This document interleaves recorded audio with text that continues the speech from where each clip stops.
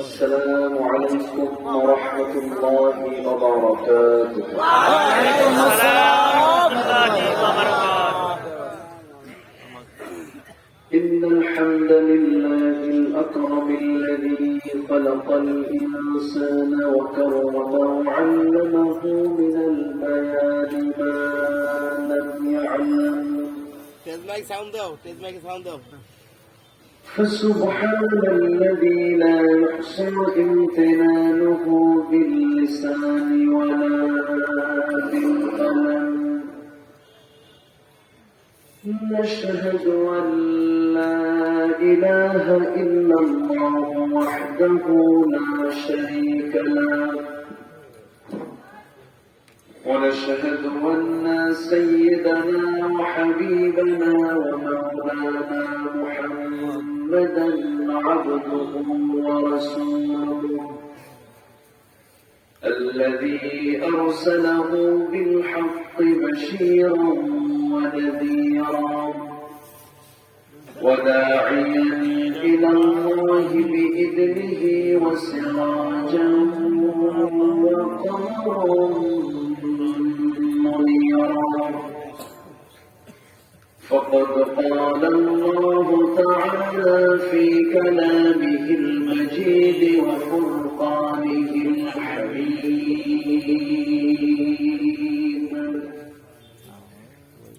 أعوذ بالله من الشيطان الرجيم.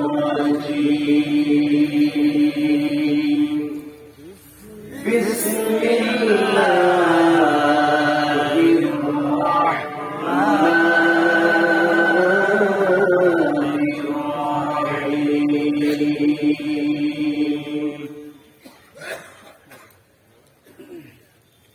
إنما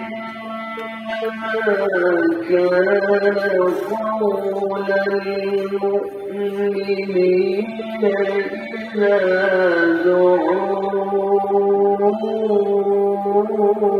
إلى الله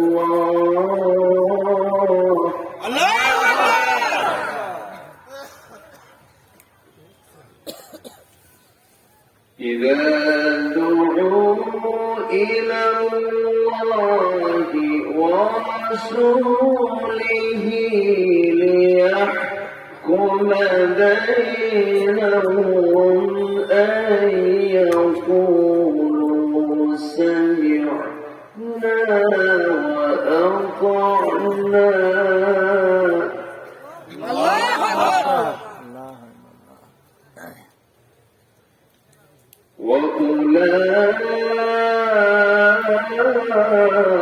وأولئك هم المفلحون.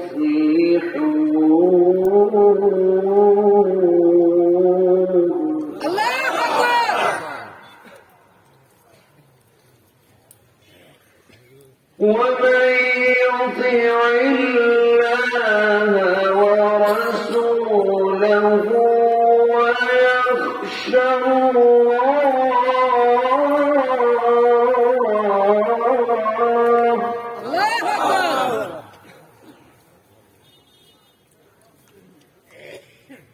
ويخشى الله ويتقه فأولئك هم الفائزون.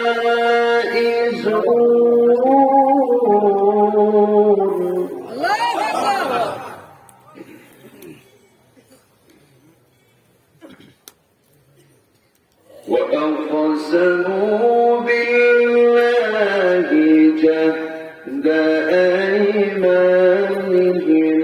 لئن أمرتهم ليخرجن.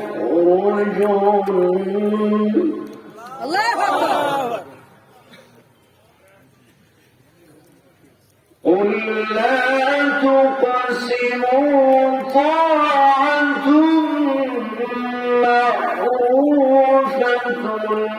إن الله خبير بما تعملون.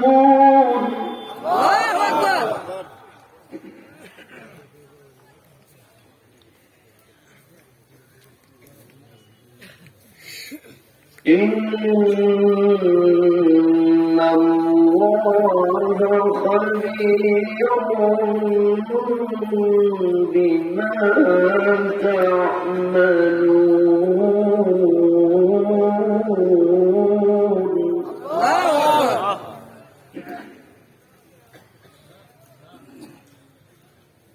الله أكبر. بسم الله الرحمن الرحيم.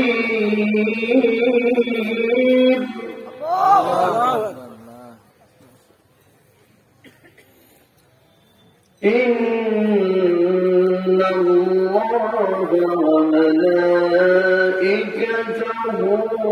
يصلون على النبي.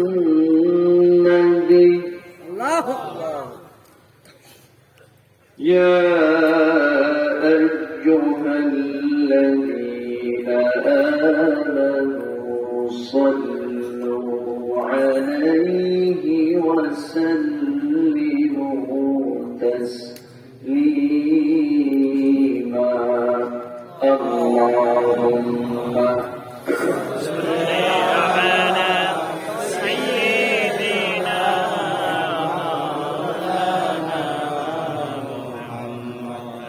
وعلى آله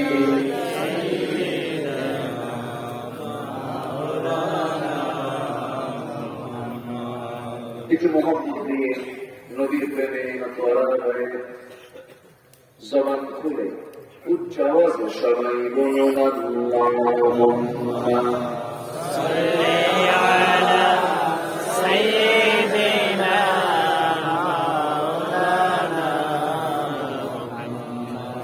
وعلى آله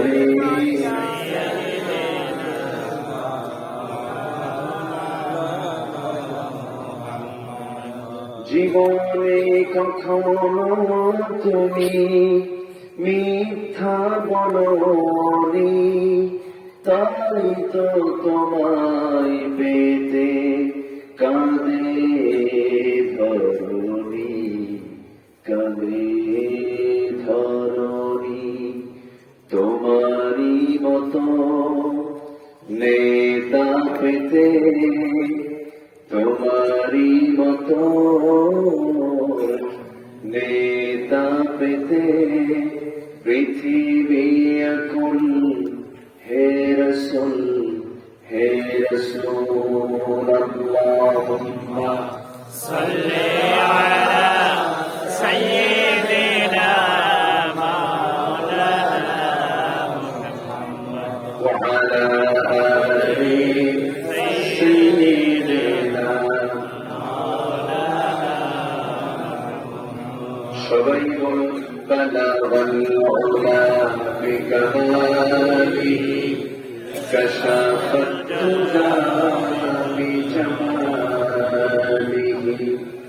হাসনাত জামিউ খিসালিহি সাল্লু আলাইহি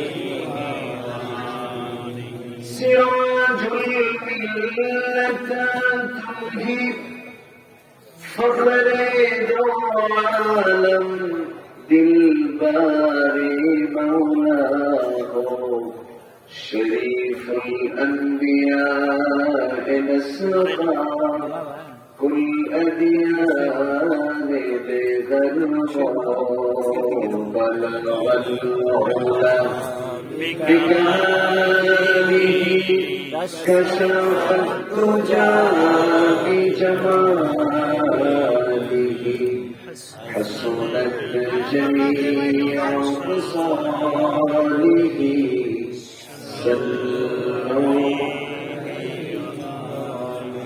أرضের বুকে মক্কার পরে যেথায় মা আমিনার ঘর খোদার রহমতে কাউসার হয়ে ঝরছে বারংবার বালাগাল উলা বিকামালিহি কাশাফাত দুজা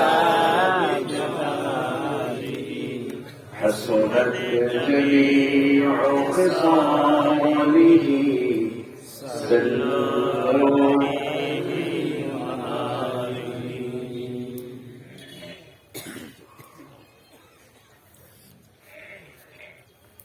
টাঙ্গাইল জেলার মধুপুর উপজেলার গোসাইবাড়ি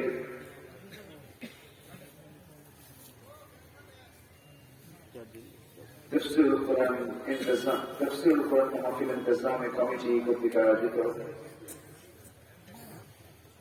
হাই স্কুল মাঠে অনুষ্ঠিত আজকের এই 15তম আমাকে প্রশ্ন করলেন যে আল্লাহ পাক আমাকে অনেক অনেক অনেক ভালো রেখেছে। দেখার জন্য দুটা চোখ, শোনার জন্য দুটা কান, কাজের জন্য দুটা হাত, চলাফেরা করার জন্য দুটা পা, বোঝার জন্য স্মৃতিশক্তি, আর কি চাই? সবই তো দিয়েছেন। চোখ ছাড়া, কান ছাড়া, মস্তিষ্ক বিকৃত পাগল, হাত নাই, পা নাই, এমন মানুষ আমাদের চোখে পড়ে না? আছে না? নেই? আমার কত ভালো চাই, আর অনেক ভালো আছে, বলি আলহামদুলিল্লাহ। হাজারো কাজের তীরে ব্যস্ত সময় পাড়ি দিয়ে ক্লান্ত শ্রান্ত দেহটাকে স্বস্তি দেওয়ার জন্য যখন আমরা ঠিক বিছানার দিকে চলে যাব, ঠিক সেই মুহূর্তে বসে আছি কোরআনের টানে, জান্নাতের বাগানে, সেই মহান রবের শানে আমরা বলে উঠছি আলহামদুলিল্লাহ। আবারও বলছি আলহামদুলিল্লাহ। চিৎকার মেরে বলছি আল্লাহুম্মা ইন্নী আসআলুকা আল হুদা ওয়াত তুকা ওয়াল আফাফা ওয়াল গিনা। সবাই বলি আল্লাহুম্মা লাকা আসলামতু ওয়া বিকা আমানতু ওয়া আলাইকা তাওয়াক্কালতু ওয়া ইলাইকা আনাবতু وبك خاصمت। আমরা আল্লাহ তাআলার শুকর আদায় করে নিলাম। আমি লক্ষ্য করছি মানুষ এখন আশার উপরে আছে, হয়তো জায়গা হবে না, সংকুলান হবে না। 4 দিন ব্যাপী আজকের এই সমাপনী রজনীতে যারা এসেছেন মাহফিল কমিটির পক্ষ থেকে আমিও তাদেরকে ধন্যবাদ জ্ঞাপন করছি। সম্মানিত হাজিরিন, আমাকে সবাই দেখতে পাচ্ছেন? মঞ্চ একটু নিচু হয়ে গেছে, একটু উঁচু করলে অনেকে ঘাড় এরকম করে তাকায় আছে, কষ্ট হচ্ছে। এবং আমিও অনেককে দেখতে পাচ্ছি না, দূরে একটু ওই কোনা দিয়ে আরেকটা লাইন আলোর ব্যবস্থা করা লাগতো। তো যাই হোক, সব মিলেই যতটুকু আছে আমরা বলি আলহামদুলিল্লাহ। সম্মানিত হাজিরিন, আমি আলোচনার সূচনায় তেলাওয়াত দিয়ে শুরু করেছি। মান ক্বালা বিহি সাদাকা, যে ব্যক্তি কোরআন দিয়ে কথা বলে সেই সত্য কথা বলে, যে কোরআন দিয়ে বিচার করে সেই সত্যি বিচার করে। ওয়া মান দাআ ইলাইহি ফাকাদ হুদিয়া ইলা সিরাতিন মুস্তাকিম, আর যে এই কোরআন দিয়ে মানুষকে দাওয়াত দেয় এটাই হলো একমাত্র সোজা পথ। এটা কি পথ? সোজা পথ। সম্মানিত ভাইয়েরা, আমাদের জন্য 2টি নয়, 3টি নয়, 4টি নয়, আমাদের জন্য একটা কিতাব। কয়টা কিতাব বলে? কে দিয়েছেন? আসতে বলবেন না, কে দিয়েছেন? যালিকাল কিতাব। আসলে শুরুতে যালিকাল কিতাব লা রাইবা ফীহি। আল্লাহ পাক হাযাল কিতাব বলতে পারতেন না? হাযাল কিতাব, এই কিতাব। কিন্তু কি বলেছেন? এই কিতাব না ওই কিতাব?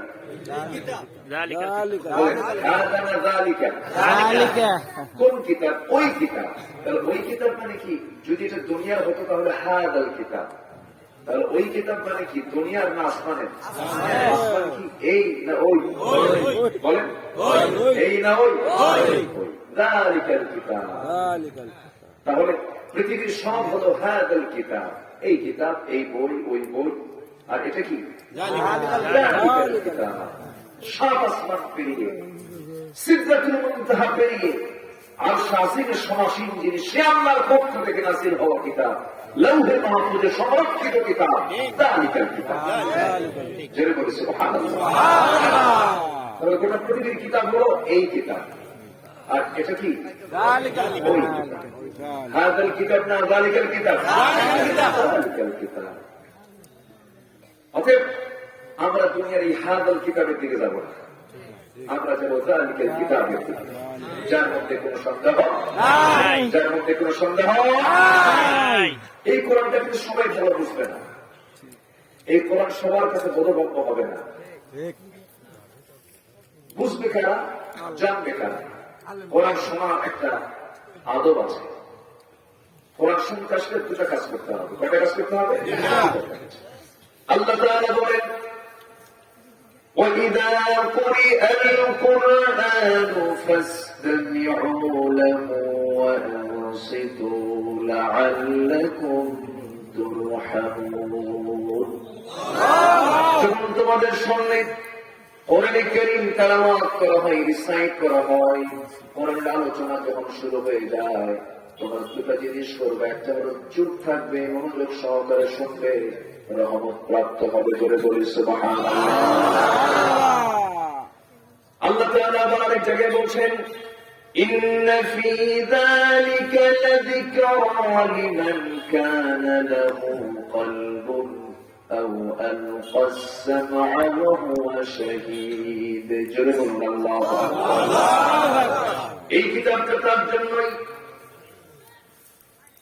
উপকারে আসবে, তার জন্যই এই কোরআনটা কাছে আসবে, যে যার হৃদয়টা আছে একগ্র চিত্ত ভাব নিয়ে, যে একগ্র চিত্ততা নিয়ে যে ব্যক্তি কোরআনটা শুনবে, সাক্ষী হয়ে কোরআনটা শুনবে, প্রত্যক্ষ করবে, মনোযোগ সহকারে শুনবে, তার জন্য এর মধ্যে রয়েছে অনেক নিদর্শনাবলী। যদি বলি সুবহানাল্লাহ। তাহলে একগ্র চিত্ততা, মনোযোগ থাকার দরকার আছে না নাই? সম্মানিত ভাইয়েরা, আমরা কোরআনটা বুঝবো মাথা দিয়া না দিল দিয়া? কোরআন মাথা দিয়ে বুঝলে হবে না। নাযালনা আলা কলবিক, হে রাসূল, আমি কোরআন আপনার দিলের উপরে নাযিল করেছি। কোরআন অনেকে মাথা দিয়ে বুঝতে চায়, মাথা দিয়ে বুঝতে চায় এলোমেলো হয়ে যায়। বলেছে এটা কেমন কথা, কিছু মিল নাই, দুনিয়ার সব বই একরকম, এই বই আরেক রকম, পেঁয়াজ মুছলে গিয়ে বলে আল্লাহ নাই। এরকম লোক বলার আছে না নাই? এই আশেপাশে একটা বেদক হয়েছিল, একটা বেদক খুব লাফালাফি করলো, এত মাথা গরম, মাথা ফাঁকা, ইন্টারন্যাশনাল এয়ারপোর্ট, কানাডায় হলো না, দুবাইয়ে হলো না, শেষ পর্যন্ত দেশে এসে গা টাকা দিচ্ছে, কোথায় জানে, কোথায় যা আছে আল্লাহ জানে। সম্মানিত ভাইয়েরা, ইসলামকে নিয়ে যারা কথা বলবে তাদের কোন স্থান দুনিয়াতে নাই। গরিবাত আলাইহিমুয যিল্লাহ ওয়াল মাসকানা ওয়া বাউ বিগাদাবিন মিনাল্লাহ। আল্লাহু আকবার।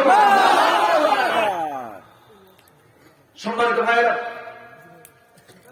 কোরআন ছিল, আছে, ইসলাম ছিল, আছে, অতএব এটার সঙ্গে এরকম লাগে তো লাভ নেই, এটার সঙ্গে আড়াআড়ি করে শত্রুতা করে লাভ নেই।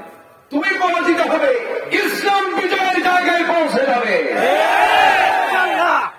ঠিক কিনা? ইসলাম কার? আল্লাহ। ইসলাম কার? কে দিয়েছেন ইসলাম? কার থেকে এসেছে?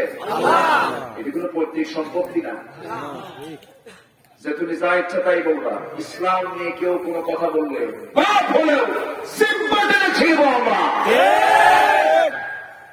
এই ক্ষেত্রে কোন আপোষ করা যাবে না।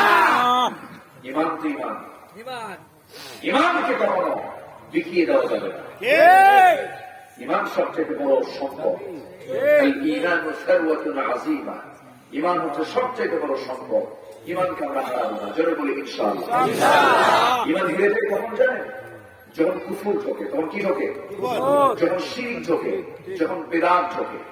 আমি আজকে ইমান নষ্ট হয় কেমনে, কি কি দ্বারা, এটা আমি একটু বোঝানোর চেষ্টা করবো আলোচনার মাঝে যদি আমি সুযোগ পাই। তবে আমি যেখান থেকে তেলাওয়াত দিয়ে শুরু করেছি সেখান থেকে আমি কিছু কথা বলতে চাচ্ছি। কারো কোনো কষ্ট নাই তো? জোরে বলি ইনশাআল্লাহ। আমি কতক্ষণ আছি, আপনি কতক্ষণ থাকবেন? সারা রাত থাকবেন? বোনাস যেটুক বোনাস দিন করে দিবেন। খুব ভালো মানুষ, মধু তো মধুপুর, তাই না? এখানে তেঁতুল নাই তো, সব মধু। বলি আলহামদুলিল্লাহ, বলি আলহামদুলিল্লাহ। কোরআনের ভিতরে একটা খাবার আছে, খাবার আল্লাহ তাআলা শ্রেষ্ঠ পানি দিয়েছেন, বর্ণনা করেছেন কোরআনের মধ্যে হলো দুধ। কি বলেন? শ্রেষ্ঠ পানীয় হচ্ছে কি? দুধ। সাইগাল লিশারিবিন। আর শ্রেষ্ঠ খাবার বলেছেন হলো মধু। শ্রেষ্ঠ খাবার কি? এটার নাম কি? এলাকার নাম কি? জি, বলি আলহামদুলিল্লাহ। জান্নাতের ভিতরে বেশ কিছু ঝর্ণা থাকবে, এর মধ্যে থাকবে হলো মধুর ঝর্ণা। তাহলে মধু তো জান্নাতেও আছে, কোরআনেও আছে, জান্নাতেও আছে। তাহলে এখন তো দেখতেছে মধুপুরের ওয়াজ করা লাগবে। বলে আলহামদুলিল্লাহ। জান্নাতে থাকবে 4টা ঝর্ণা। কয়টা ঝর্ণা? 4টা ঝর্ণা। এক নম্বর হলো পানি। এক নম্বর কি? পানির ঝর্ণা থাকবে। জান্নাতিন তাজরি মিন তাহতিহাল আনহার। এমন জান্নাত হবে যার নিচ দিয়ে নহর প্রবাহিত, মধুর নহর। এক নম্বর কি? পানি। এরপরে কি? মধু। এরপরে কি বলেন? মধু, দুধের নহর। এরপর শরাবের নহর। পানি, দুধ, মধু, শরাব। জোরে বলি সুবহানাল্লাহ। তাহলে এখানেও মধু আছে, দুনিয়াতেও, কোরআনেও মধু আছে, জান্নাতেও মধু আছে। এত সুন্দর বুঝাতে পাবেন কই? বলি আলহামদুলিল্লাহ। কিন্তু দুনিয়ার মধু পেলাম, জান্নাতের মধু পেলাম না, তাহলে কি নাম দিয়ে কাম হবে? জান্নাতের মধুর নহর আমি কেমনে পাবো? এটার জন্য তালাশ করার দরকার আছে না নাই? আবার এর মধ্যে আবার কিছু ঝর্ণা আছে। নহর তো আছে, নদী, আবার ঝর্ণাও আছে। সুবহানাল্লাহ বলেন। সেই ঝর্ণা হলো কাফুর নামক একটা ঝর্ণা আছে। এর পানি হবে সুঘ্রাণ এবং সুশীতল। আলহামদুলিল্লাহ। আরেকটা হচ্ছে সালসাবিল। আরেকটা কি? সালসাবিল ঝর্ণা। এটা ফুটন্ত চা এবং কফির ন্যায় সুগন্ধ এবং উত্তপ্ত থাকবে, খুব মজা, রিফ্রেশ মনে হবে। বলি সুবহানাল্লাহ। আরেকটা হচ্ছে তাসনিম নামক ঝর্ণা। আরেকটা কি নামক ঝর্ণা? তাসনিম। এই পানি থাকবে হয়তো না কি শীতোষ্ণ, না ঠান্ডা, না গরম। সালামান দারদান ও সালামান। যদি বলি আল্লাহু আকবার। দারদান ও সালামান। এমন তাসনিম ঝর্ণা আমরা কি পেতে চাই না? সালসাবিল ঝর্ণা কি আমরা নিতে চাই না? কাফুর নামক ঝর্ণা কি আমরা নিতে চাই না? আর 4টা নহর থাকবে, নদী থাকবে বহমান। এর মধ্যে একটা হচ্ছে মধু, পানি, দুধ আর শরাব। কিন্তু কোন শরাব? পচা শরাব, পচা মদ। দুনিয়ার সব কি মদ? কোন? দুনিয়ার সব মদ গুলো কি? তার বড় প্রমাণ হলো মদ খায়া লিভার পচে যায়, মদ খায়া মাথা ঠিক থাকে না, মদ খায়া লাঞ্চ নষ্ট হয়ে যায়, মদ খায়া যৌবন থাকে না, মদ খায়া মাতাল হয়ে যায়, মদ খায়া কারে কি করে হুঁশ থাকে না। এই জন্য মদকে হারাম করেছেন কে? এখন তো মদের ব্যাপারে অনেক কথা আসতেছে, মাদকের বিরুদ্ধে জিরো টলারেন্সে চলে এসেছে, অথচ 1500 বছর আগে ঘোষণা দিয়েছেন কে? মদ হালাল না হারাম? মদ খেলে তাল না মাতাল? হুঁশ না বেহুশ? এক মদের মদ খায়া ঢুলতে ঢুলতে চলে আসতে বাড়ির দরজার সামনে, ডাকতেছে। বউ তো টের পাইছে, কারণ স্বামীর চরিত্র সবচেয়ে কি বেশি জানেন। এই জন্য রাসূল বলেছেন বউয়ের কাছে ভালো হওয়া আগে, পীরগিরি ছাড়ো। তুমি কত বড় বুজুর্গ, তোমার বউ যদি বলে এটা ভালো, হ্যাঁ এটা ভালো। তোমার স্বামী যদি বলে এই বউটা আমার ভালো, আল্লাহ বলবেন এই বান্দিটা আমার ভালো। সুবহানাল্লাহ। দরজার কাছে এসে ডাকতেছে। বউ এখন মনে মনে চিন্তা করে, আমি যে দরজা খুলবো, ওর তো মাথা ঠিক নাই, কি যে করবে আল্লাহ জানে। ছেলে একটা বড় সাথে নিয়ে কাছে আসছে। দরজা খোলা মাত্রই চোখ এইরকম লাল টকটকা, শরাব খেয়েছে। ভালো শরাব না পচা শরাব? খাইয়া বলতেছে, বই থেকে তাকায় বলতেছে, আম্মা আসসালামু আলাইকুম। এরকম নাউজুবিল্লাহ। মাথা ঠিক আছে? মাথা ঠিক আছে? বউ মাথায় হাত দিয়ে কয়, হাই আমার পড়া কপাল, ঘুম থেকে উঠেই স্বামীর মুখে মায়ের ডাক। তোমার কি একটু হুঁশ নাই? পাশে ছেলে একটা দাঁড়ায় আছে, একটা ইয়াং ছেলে দাঁড়ানো, তার সামনে আমার কি করে ডাকো? ছেলের দিকে তাকায় বলে, দিলা ভাই আসসালামু আলাইকুম। এটা হচ্ছে দুনিয়ার শরাবের ফলাফল, দুনিয়ার মদের ফলাফল হচ্ছে এটা। আর জান্নাতের যে শরাব থাকবে, যৌবন শক্তি ডাবল ডাবল হবে, চেহারার মধ্যে নূর চমকাবে, চেহারার সৌন্দর্য বেড়ে যাবে, জান্নাতের হুররা সামনে দিয়ে ঘুরবে। এত আস্তে সুবহানাল্লাহ বললেন। দুনিয়ার মহিলাদের কি সিট হয়ে পড়বে? জান্নাতের হুর নেবেন না? আস্তে করবেন, হুর নেবেন কি নেবেন না? এটা রাজি আছে?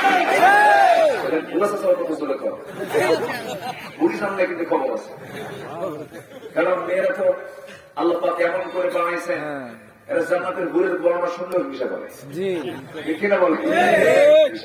আল্লাহ পাক তাদেরকে এরকম করে বানিয়েছেন, আর এরকম প্রকৃতি, এটা মাথায় নিয়ে আমরা চলবো। জোরে বলি ইনশাআল্লাহ। কষ্ট হচ্ছে আপনাদের? যে সূরা থেকে কথা বলতে চাই সেই সূরার নাম হলো সূরা নূর। সূরার নাম কি? নূর। নূর মানে আলো। এখানে আলো একটু পক্ষ, এখানে আলো করছে, ঠিক আছে না? আলোর বিপরীত হচ্ছে অন্ধকার। আলোর বিপরীত কি? অন্ধকার। আলোর বিপরীত হলো অন্ধকার।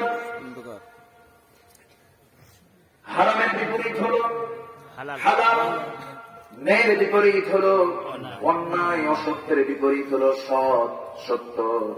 আমার ভাইয়েরা, এরকম করে ন্যায় অন্যায়, হালাল হারাম, সত্য মিথ্যা, আলো অন্ধকার, বৈধ অবৈধ সব কিছু আল্লাহ পাক খালাকনাকুম আজওয়াজা, জোড়ায় জোড়ায় বানিয়েছি। খালাকনাকুম আজওয়াজা, এই যে মাইক চলে নেগেটিভ পজিটিভ, সবগুলোকে জোড়ায় জোড়ায় বানিয়ে দিয়েছি। তবে হ্যাঁ, আলোটা আমি তোমাকে দিয়েছি কেন? অন্ধকার থেকে তুমি আলোর দিকে চলে আসবে। এই আলো অন্ধকার কিন্তু দুনিয়ার দিন আর রাতের মতো নয়। আল্লাহ তাআলা বলছেন, এই কোরআনকে আমি কেন দিলাম, কেন নাযিল করলাম? রাসূল, আপনাকে আমি জানিয়ে দিচ্ছি, আলিফ লাম রা, কিতাবুন আনজালনাহু ইলাইকা লিতুখরিজান নাস মিনাল যুলুমাতি ইলান নূর। হে রাসূল, আমি আপনাকে এই কিতাব দিয়েছি, মূল কারণ হলো আপনি যেন এই কিতাব দিয়ে অন্ধকার নিমজ্জিত জাতিকে যেন কোরআনের আলোতে আলোকিত করে যেন তাদেরকে আপনি জান্নাতের রাস্তায় তুলে দিতে পারেন। চলে বলি সুবহানাল্লাহ। আল্লাহ তাআলা এখানে নূর বলতে বুঝিয়েছেন হক কি, নূর বলতে বুঝিয়েছেন ইসলাম কি, নূর বলতে বুঝিয়েছেন কোরআনকে, নূর বলতে বুঝিয়েছেন জান্নাতের লাইনকে। আমার বন্ধুগণ, সেই সূরা নূর থেকে আমি কিছু কথা বলতে চাচ্ছি। বলুন, আজকে আপনারা মাহফিলে এসেছেন, অনেকের হাতে লাইট আছে না? নাই? মোবাইল মানি লাইট, এক মোবাইলে সব চলে আসছে। মোবাইল আসলে রেডিও লাগে না, মোবাইল আসলে লাইট লাগে না, মোবাইল আসলে ঘড়ি লাগে না, আর কি লাগে না? মোবাইল আসলে ক্যালকুলেটর লাগে না, মোবাইল আসলে আর সিনেমা হলেও যাওয়া লাগে না, কারণ বড় বড় সিনেমা এই মোবাইলই দেখা যায়। আলহামদুলিল্লাহ, আলহামদুলিল্লাহ।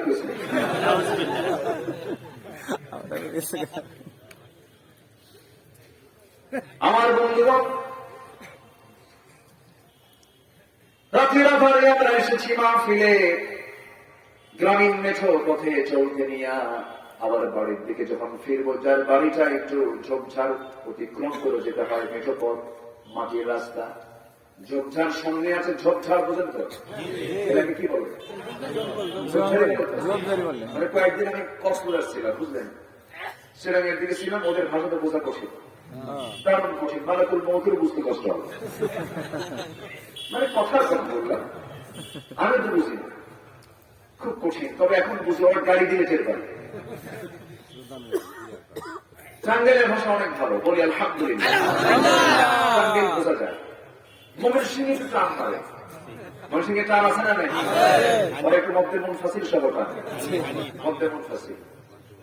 বোন আপনি কি মোটাই শুন আছে না নাই? বলেন তো এই বাইন সেই বাইন আছে না নাই? তারপর টান মেরে কথা বলে, তার মধ্যে মজা আছে না নাই? আছে। এই ব্যাপারে মানুষ একটু টানে, সেরকম টানার সময় নেই। টিকে বলি হিন্দি বলি, ওরা শর্টে মারে, কারণ ওরা ব্যবসায়ী তো, এত লম্বা কথা বলার সময় নেই। ওরা সব শর্টে বলে। এখানে বসুন, এটা বলবো টিকে বলি, শর্ট করে বলে। ওদের কথাগুলো শর্ট, ওদের কথাগুলো কি শর্ট। ওদের মধ্যে মজা আছে, ওই ভাষার মধ্যে কি মজা আছে না নাই? টাঙ্গিরের ভাষার মধ্যে তেমন জটিলতা নাই, তবে চাপেগাঁও বন্ধের দিকে একটু তালিকুৎসহ হয় না। ওরা সুবহানাল্লাহ বলতে পারে না, সুবহানাল্লাহ। সালাম দিতে গিয়ে সালাম হয় না, আসসালামু আলাইকুম, আর আগে সালায়ের করে তোলা হয়। দেখেন এদিক থেকে আমরা অনেক ভালো আছি, বলি সুবহানাল্লাহ। কত সুন্দর না? নোয়াখালীর মানুষ পানিকে পানি বলতে পারে না, পানিকে বলে হানি। আল্লাহ পাক হয় নাকি আল্লাহ ফাঁক, দারুণ অসুবিধা। ওরা ক বলতেই পারে না, ওরা ফ বলে হয় না। এটা তাদের এলাকার ভাষার কারণে এটা হয়ে যায়। কিন্তু কোরআন যখন কেউ, এই নূরে যখন কেউ চোখ রাখে, সবার চিন্তা সোজা। সুবহানাল্লাহ। শুধু বাংলা কেন, গোটা পৃথিবীর মানুষ 4,500 ভাষা। কত হাজার ভাষা? 4,500 ভাষার মানুষ যখন কোরআন পড়ে, সব চিন্তা এখানে সোজা।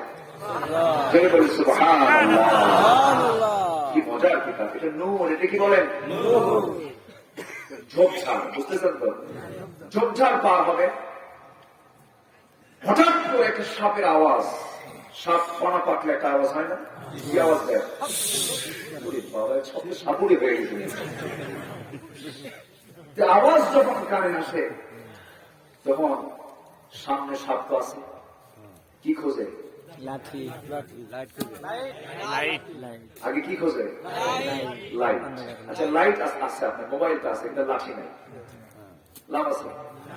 লাভ আছে। তাহলে কি দরকার? কি কি দরকার? একটা না দুইটা দরকার? একটা কি দরকার? আগে দরকার আলো। লাঠি দিয়ে কি করবেন আগে? কোনা পাকসা আওয়াজ হচ্ছে, চোখ বন্ধ করে মারলেন, বাড়িতে লেজে লাগে, পেছন দিয়ে তারা মুসিবতে পড়বেন। জায়গা মতো পেছন দিতে হবে। এই জন্য আগে কি দরকার? লাঠি দরকার না লাইট দরকার? লাইট দরকার। লাইট চটের মধ্যে নিলেন, আরেক হাতে আপনি লাঠি নিলেন, মজবুতি সাহসী পদক্ষেপ নিলেন। আমার শত্রু আমাকে মারতেই হবে, নচেত সে কামড় দেবে, সেই কামড়ে আমি দংশিত হয়ে মারা যাব। ওই সাপকে আল্লাহ পাক আমার জন্য মারা জায়েজ করে দিয়েছেন। আমি মারবো, আমি সর্ব পেয়ে যাব, আমার শত্রু থেকে, আমি তার অনিষ্ট থেকে বেঁচে যাব। আমার বন্ধুগণ, যদি আমার হাতে শুধু লাইট থাকে কাজ হবে না, শুধু লাঠি থাকে তাও কাজ হবে না। আমার বন্ধুগণ, দুনিয়ার সাপকে মারার জন্য যেমন দুইটা জিনিস লাগে, একটা লাঠি লাগে আর একটা লাইট লাগে, তেমনি আমাদের বাস্তব জীবনে সমাজে কিছু সাপরূপী পাপ আছে। সেই পাপগুলোকে সমাজ থেকে নির্মূল করার জন্য একটা আলোর দরকার। কি বলেন? একটা আলোর নাম কি বলে?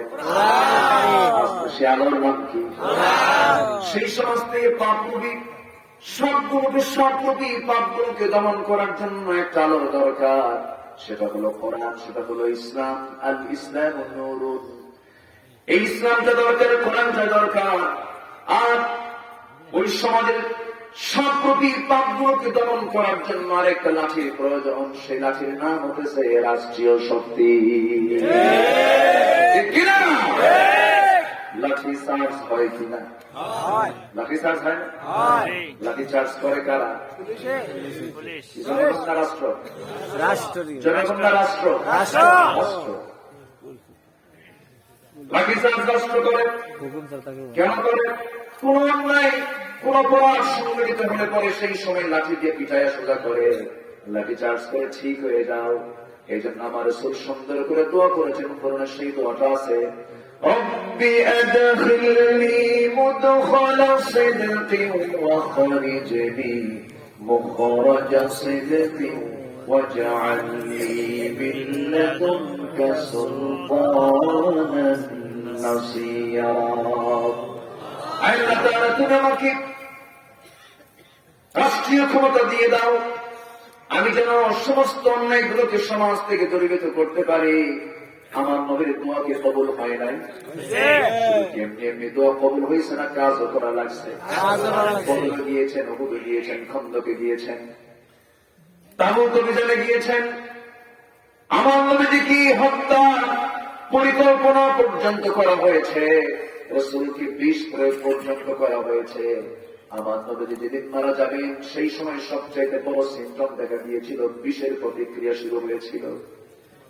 যে নবীর গায়ে বিষ পুশ করার ষড়যন্ত্র করা হয়, যে নবীকে হত্যার পরিকল্পনা করা হয়, যে নবীকে ঘাড় ধাক্কা দিয়া তার জন্মে থেকে নিজের ঘর থেকে বের করে দেওয়া হয়, এর কারণটা কি, এর কষ্টটা কি? আপনি যদি প্রশ্ন করেন, এর কারণ যদি অনুসন্ধান করতে যান, একটাই কারণ। রাসূল বলেছেন সমাজ থেকে সমস্ত অন্যায়কে দূর করার জন্য একটা আইন দরকার, সেটা হচ্ছে আমার আল্লাহ তাআলার আইন। এটাই সহ্য হয়নি আবু জেহেলদের, উতবা সাইবাদের। এখন তো আবু জেহেল নাই, আসতে বলবেন না, আছে না? জোরে বলেন আছে না? যদি থাকে তাদের সঙ্গে আমাদের মোকাবেলাও আছে, মোকাবেলা আছে না? নাই। যে বলে সবাই আমরা মুসলমান, আমাদের মধ্যে আবার দ্বন্দ্ব লাগবে কেন? সবাই মুসলমান? মুসলমান কি পৈতৃক? জন্মসূত্রে মুসলমান? ব্রাহ্মণের ছেলে ব্রাহ্মণ হতে পারে, পাদ্রীর ছেলে পাদ্রী হতে পারে, ইমামের ছেলে ইমাম হতে পারে না যদি যোগ্যতা না থাকে।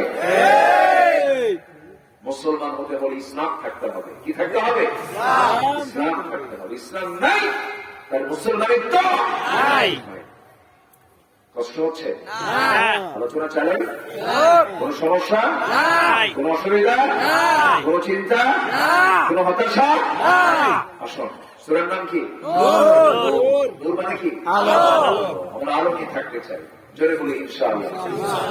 কবরে আলোর দরকার আছে না নাই? মিজানে আলোর দরকার আছে না নাই? পুলসিরাতে আলোর দরকার আছে না নাই? আলোচনা কোনো গতি আছে? আসুন, সে আয়াতের দিকে যাচ্ছি, আস্তে আস্তে যাচ্ছি।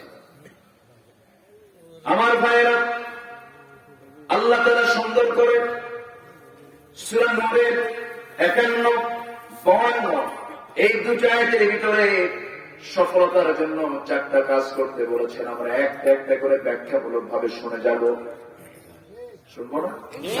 জোরে বলি ইনশাআল্লাহ। খুব ধৈর্যশীল আপনারা, এত রাত ধরে বসে আছেন, প্রচন্ড ধৈর্যের পরিচয় এটা। আমি দারুণ খুশি, 3টা রাত আলোচনা শুনেছেন, ক্লান্ত শ্রান্ত দেহ নিয়ে আজকে এখনো বসে আছেন, আলহামদুলিল্লাহ। এটা অনেক ধৈর্যের ব্যাপার। কথা বলা যাবে না, একটু চুপচাপ কষ্ট হচ্ছে আপনাদের? একটু বসেন, কথা না বলি আমরা। আমার কানে আবার কোন আওয়াজ, একটু মজা করে কথা বলতেন। এক সাহাবী মজা করতেছেন, ইয়া রাসূলুল্লাহ আপনি তো ওয়াজ করেন, আপনি তো আমার ওয়াজ শুনতেছেন। রাসূল বলেন ঠিক আছে, তোমার ওয়াজ করো। তুমি কি ওয়াজ করবে? নবীর সামনে বলতে আমার আর ওয়াজ কি? আমার জাহিলি যুগের একটা কথা মনে পড়লো। কি কথা? আমি একটা মূর্তির পূজা করতাম, সেই প্রতিমাটাকে আমি বুকে নিতাম, ঘাড়ে নিতাম, মাথায় নিতাম, খুব মহব্বত করতাম, খুব সম্মান ভক্তি শ্রদ্ধা এবং সৌভাগ্যের প্রতীক মনে করতাম। যেখানে যেতাম সেখানে সাথে নিয়ে যেতাম। হঠাৎ করে একদিন আমি কোথাও যাওয়ার পথে আমার প্রকৃতির চাপ লাগে। এই যে 1 নম্বর, বুঝলেন? মানে আলোচনা এটাই আসে। তো এরকম 1 নম্বর চাপ আসলো। তোমার হাতে সেই প্রতিমাটা আছে, এখন কি করি? কি করি এখন? কোথায় রাখবো এই সম্মান? এই আমার ভাগ্যের প্রতীক, এটা কোথায় রাখি? নিচু কোথাও রাখলাম না, এটা টিলার উপরে একটা উঁচু জায়গায় সম্মান ভক্তির সাথে রেখে দিয়া আমি আড়ালে শৌচ কার্য করে ফিরে এসে দেখি আমার প্রতিমার আপদ মস্তক মাথা থেকে পা পর্যন্ত পানি দিয়ে ভেজা।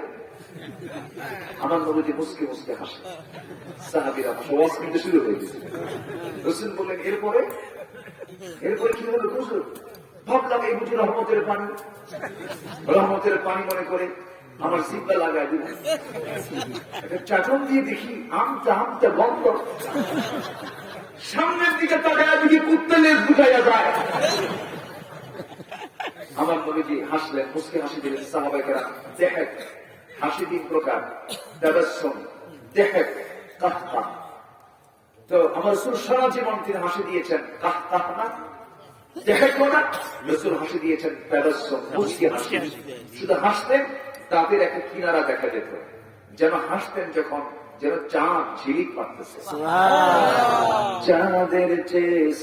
চাঁদের চেয়ে সুন্দর তুমি নবী আমার সাল্লাল্লাহু আলা, চাঁদের চেয়ে সুন্দর তুমি নবী আমার সাল্লাল্লাহু আলা। আল্লাহু আকবার। রাসূল হাসতেছেন, সাহাবী বলতেছেন এরপর হুজুর, রাসূল বলেন এরপরে কি দাও, কি করছো? যখন দেখলাম আমার মুখে আর আমি কিছু রাখতে পারতেছি না, বমির উপরে বমি, মূর্তিটা হাতের মধ্যে নিয়ে এমন রাগ উঠলো, সর্বশক্তি নিয়োগ করে মারলাম একটা আশা, এক আসারে ভেঙে চুরমার করে আপনার সামনে চলে আসলাম। এসে দেখি এমন রব পেলাম, এমন প্রভু পেলাম, যিনি বিশাল আকাশের মালিক, বিস্তৃত জমিনের মালিক। আল্লাহু আকবার। তিনি আমার কে? আসতে বলবে না, তিনি আমার কে? কষ্ট পাচ্ছেন আপনারা? আমার আল্লাহ দুর্বল? আমার আল্লাহ ঘুমান? জিমান? হ্যাঁ, জিমান আমাদের জীবনে আসে না? ফেরাউন এমন রব, এমন রব, পানি খাইয়া শেষ, কি খাইয়া শেষ? আমার আল্লাহ কি ঘুমান? লা তাখুযুহু সিনাতুন ওয়ালা নাওম। ঘুম তো দূরের কথা, তন্দ পর্যন্ত স্পর্শ করে আমার আল্লাহকে। জোরে বলে সুবহানাল্লাহ। একদিন মুসা কয়, আল্লাহ কোন নবীর নাম সবচেয়ে বেশি কোরআনে বলেন? কোন নবীর নাম সবচেয়ে বেশি? এই জন্য ওয়াজ করলে মুসা লাগবে, ওয়াজ করলে কাকে লাগবে? মুসা ছাড়া ওয়াজ হয়। আল্লাহকে একদিন কয়, আল্লাহ একটা কথা বলে কি, আমার তো ঘুম ধরে, তোমার কি ঘুম ধরে না? আল্লাহ বলেন, মুসা এটা কোনো প্রশ্ন হলো? তোমার ঘুম ধরে, তুমি তো বান্দা। কাল আমার এক রাত ঘুম না পারলে চোখ জ্বলে, গা জ্বলে, মাথা ঠিক থাকে না, তোমার কি ঘুম একদম ধরে না? আল্লাহ বলেন, মুসা তোমাকে বোঝানো দরকার। হাতের মধ্যে গ্লাস নাও, কাঁচ পাত্র নিয়েছেন, ঘুমের ভাব চলে আসছে, গ্লাসটা ধরে মনটা খারাপ করে বসে আছে। আল্লাহ বলেন, মুসা তোমার মন খারাপ করে? আল্লাহ তুমি আমাকে তাওরাত কিতাব করতে দাও, গ্লাস ধরার দায়িত্ব কোনো দায়িত্ব হয়েছে। আল্লাহ বলেন, ধরো আগে। ধরেছেন গ্লাস, দিয়েছেন ঘুম। ঘুম যখন চলে আসছে, হাতের গ্লাসকে থাকার কথা, গ্লাস গেছে পড়ে বলে ফেলছেন ইন্না লিল্লাহ। আল্লাহ বললেন, মুসা গ্লাস পড়লো কেন? দায়িত্ব তোমাকে দিলাম। আল্লাহ, দোষ তো আমার না, দোষ তোমার। কেন? গ্লাস ধরার দায়িত্ব দিয়ে আবার ঘুম দিলা কেন? সুবহানাল্লাহ। এই জন্য তিনি ওয়াকাল্লামাল্লাহু মুসা তাকলিমা। একদিন আল্লাহকে বলছেন, আল্লাহ শোনো, তুমি জাহান্নাম বানাইছো, ভালো কথা, জান্নাত বানাইছো, ভালো কথা, তুমি তো বান্দাকে সবচেয়ে বেশি ভালোবাসো, আমরা তোমাকে যতটুকু ভালোবাসি তার চেয়ে তুমি বান্দাকে বেশি ভালোবাসো, ভালোবাসা আবার জাহান্নাম বানালা কেন? এই বান্দাগুলোকে তুমি জাহান্নামে, তোমার কি একটু দয়া হবে না? তুমি তো রহমান, তুমি তো রহিম, তুমি তো গফফার, তুমি তো গফুর। যুক্তি আছে না নেই বলেন তো? আল্লাহ বলেন, মুসা তুমি বেশি বুঝো না। আল্লাহ বলেন, শোনো, গমের আবাদ করো। কিসের আবাদ? গম লাগাও। এই এলাকায় গম খায় না?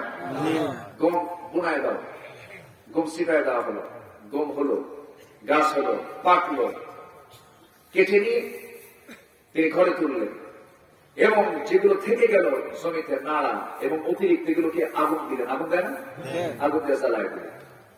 আল্লাহ বললেন, মুসা আবার কি হয়েছে নাকি? হ্যাঁ হয়েছে। কি করেছ? আল্লাহ সে আবার কেটে গমগুলো নিয়ে চলে আসছে। আর কি করেছ? যেগুলো নাড়া, যেগুলো কাছের গম নাই, সেগুলো তানে আগুন লাগাই দিচ্ছে। আল্লাহ বলেন, শোনো, এই দুনিয়াতে আমি কাছের জন্য বান্দাকে পাঠালাম, যে সমস্ত বান্দাগুলো নেক আমল করবে, আমলে সালেহ করবে, সেই সমস্ত বান্দাগুলোকে আস্তে করে আমি 8টা জান্নাতের দরজার মধ্যে ঢুকায় দেব। আর যে সমস্ত বান্দাগুলো কাজ করবে না, তুমি যেমন অকাজের জিনিসগুলোকে, নাড়াগুলোকে এগুলো আগুন দিয়ে জ্বালায় দিচ্ছ, আমি এই সমস্ত অকাজের বান্দাগুলোকে জাহান্নামে দিয়ে জ্বালায় দেব। আল্লাহু আকবার বলবেন না? যেটা বলবেন আল্লাহু আকবার। বুঝানোর দরকার আছে না নাই? আল্লাহ বুঝাচ্ছেন মুসাকে। এখন মুসা তো বুঝতেছে, হ্যাঁ আল্লাহ ঠিকই তো, ঠিকই তো কইছো তুমি, আমরা কাজের বান্দা হবো না অকাজের বান্দা হবো? কাজের বান্দা না অকাজের বান্দা? আমরা আজকে শিখবো 4টা কাজ। কটা কাজ? 4টা কাজ। আসেন একটু লাইনে আসেন। 4টা কাজ কি কি? এই 4টা কাজ করলে আল্লাহ বলছেন এরাই হবে মুফলিহুন, এরাই হবে ফাইজুন।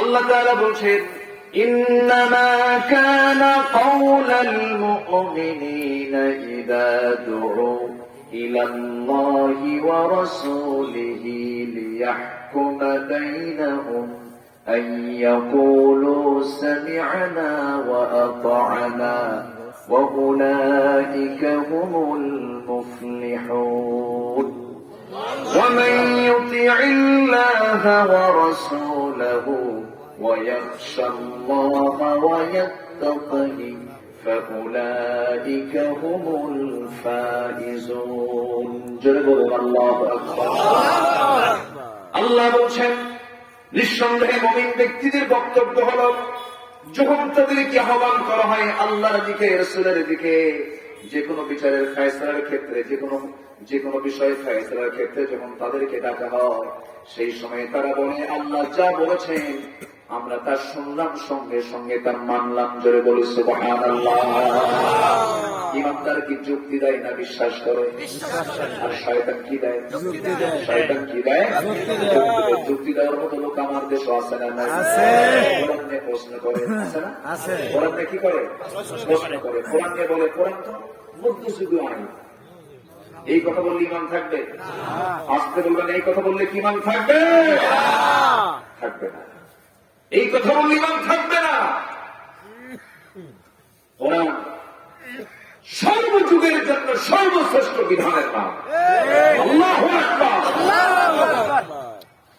কি প্রাউড করে বললো ইসলাম থাকবে না, বললো না? কি বললো? থাকবে না, থাকবে না, সংবিধানে থাকবে না।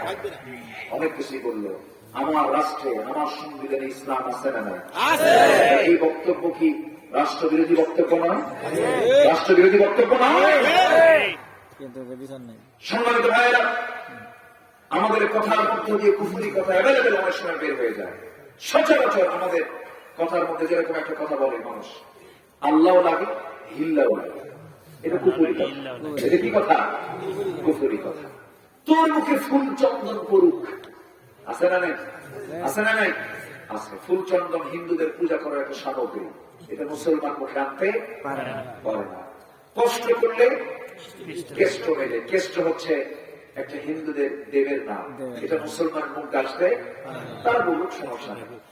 মহাভারত অসত্য হয়ে গেল, আছে না? এরকম কথা আছে না? এটা বলা যাবে না। নাম্বার 5, মোল্লার দৌড়, এটা বলা যাবে না। মোল্লার দৌড় মসজিদ পর্যন্ত, এটা মোল্লাকে হেয় করা হলো। মোল্লার দৌড় মসজিদ নয়, মোল্লার দৌড় একদম বঙ্গভবন পর্যন্ত। আমরা আদর করে বলি লক্ষ্মী মেয়ে, বলি না? হ্যাঁ বলি না? লক্ষ্মী ছেলে, এটা বলা যাবে না। লক্ষ্মী এটা কাদের কি? দেবতার নাম। আমাদের কিছু, আমাদের কিছু আমরা বলবো না। এগুলো কথা কি বলার দরকার আছে না? বলেন তো। এগুলো আমার, এগুলো কি জানিয়ে দেওয়ার দরকার আছে না? নাই? এই ওষুধ যে আমাকে বাঁচালো, এই ওষুধ না খেলে মরে যেতাম। এই কথা বোঝা গেল? ইমানি কথা না কুফরি কথা? কুফরি কথা। দুনিয়াতে কাউকে শাহানশা বলা, শাহানশা, শাহানশা কেউ না, রাজাদের রাজাকে, বাদশার বাদশাকে, বাদশার বাদশাকে। নির্মল চরিত্রের প্রমাণ বলতে গিয়ে বলে তুমি তো ধোয়া তুলসী পাতা হয়ে গেছে, আছে না নাই? তুলসী গাছ কারা কি করে? বলেন কারা কি করে? বাবা আছে না নাই? কি বলে আছে না?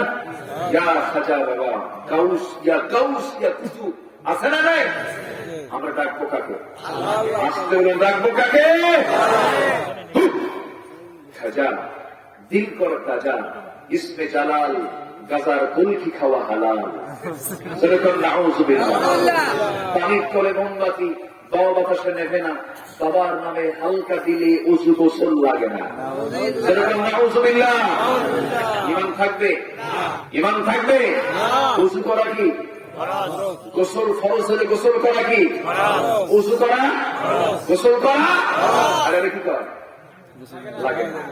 মানে এত বড় জঘন্য নাপাকেরা মহিলা কর্তৃক পীর সাহেবের হাতটা টিপে দিয়ে নেয়, টিপে নেয়।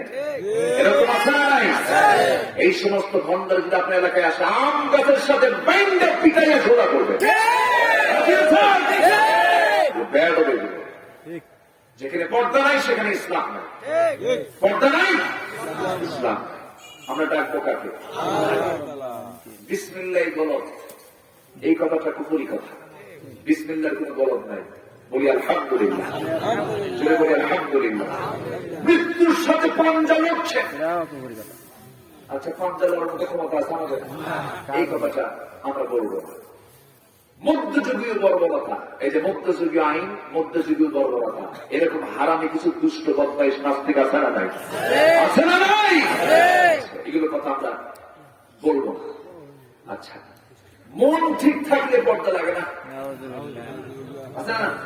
মনের পর্দা বড় পর্দা, বাইরের পর্দা উঠে পড়ে খুব আছে না নাই? আচ্ছা, এগুলো সব কুফরি কথা। নামাজ না পড়লেও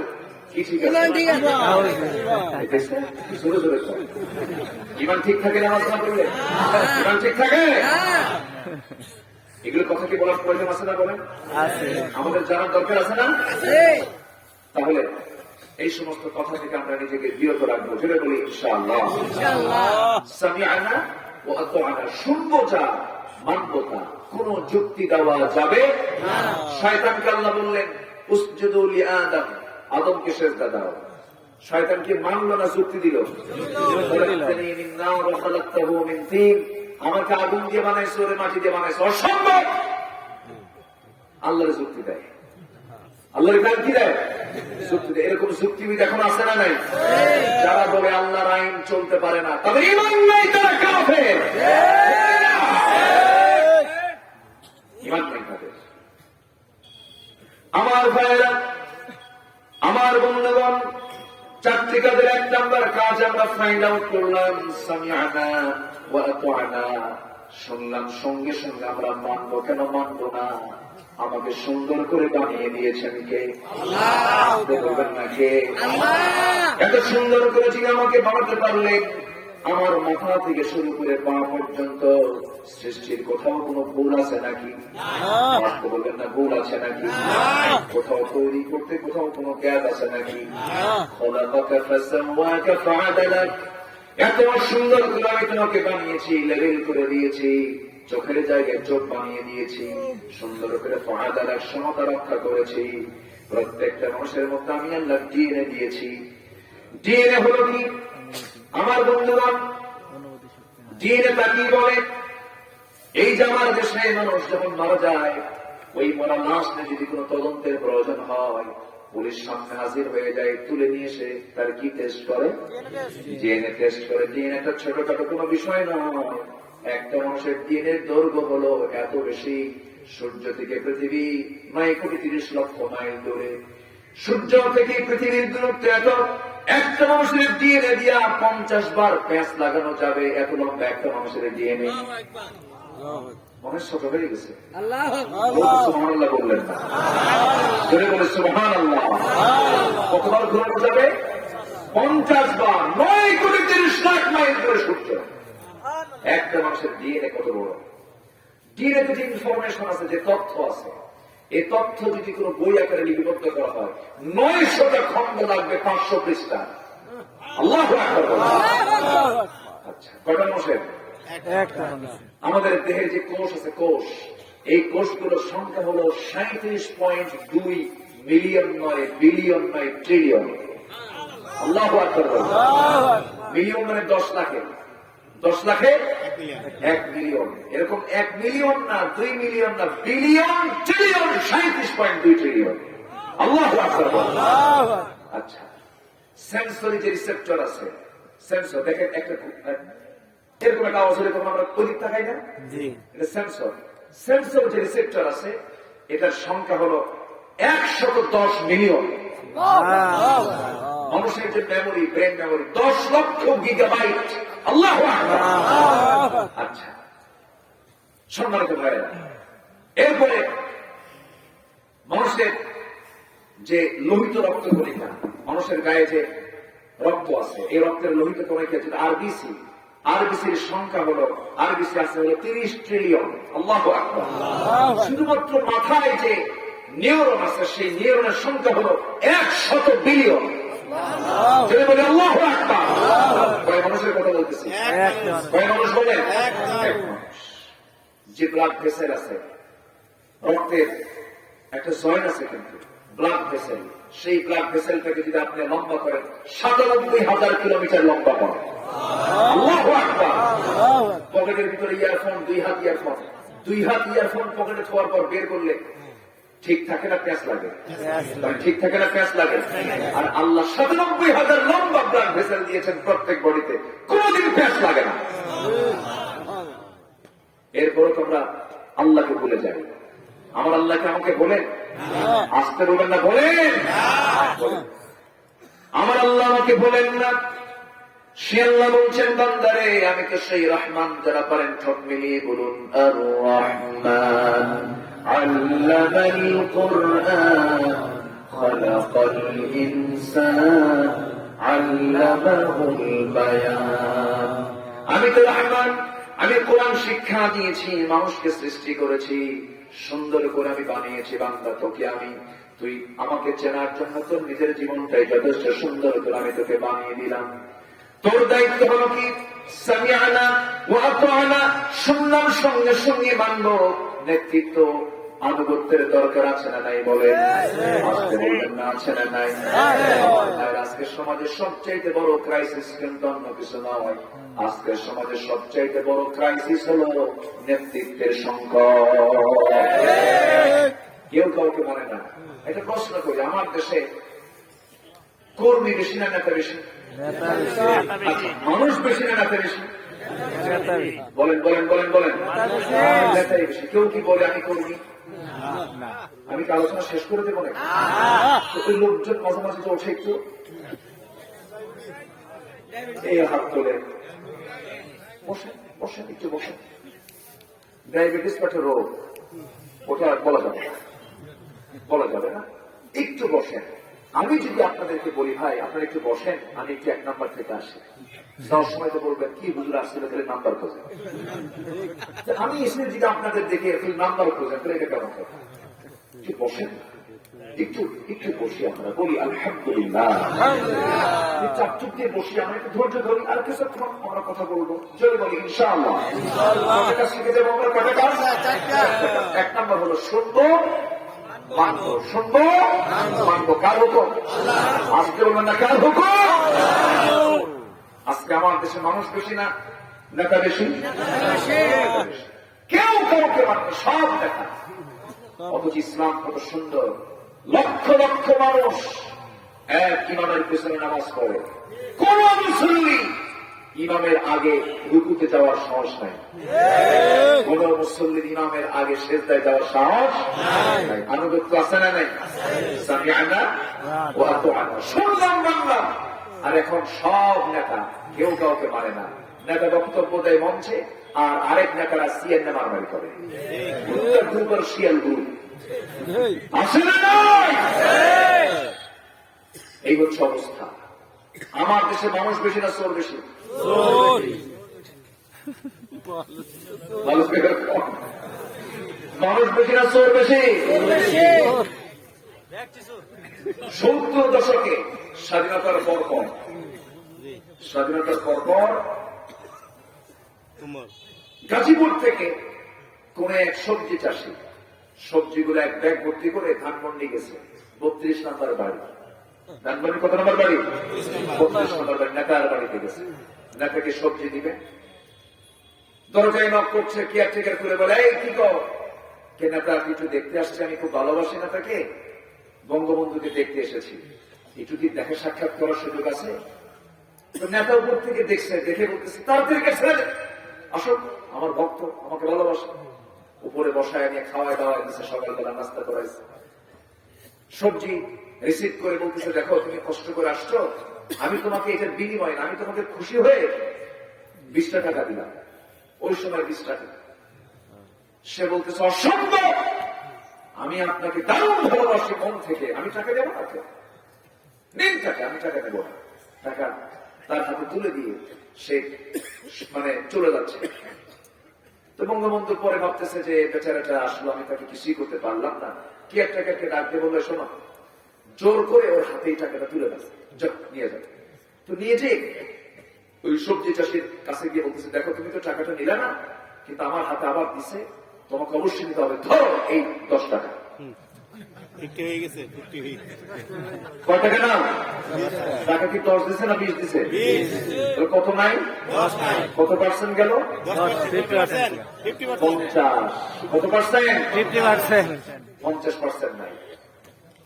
70 দশক কিন্তু কেবলই দেশ স্বাধীন হয়েছে। কি স্বাধীন আমরা হয়েছি, তাই না? স্বাধীন হয়েছি আমরা, কিন্তু চরিত্রের পরিবর্তন হয়নি। ঠিক কি না? এই জন্য আরেকটা স্বাধীনতার দরকার, চারিত্রিক স্বাধীনতা, চারিত্রিক সৌন্দর্য। ঠিক কিনা? আমরা স্বাধীন হয়েছি কিন্তু চরিত্র সুন্দর করতে পারিনি।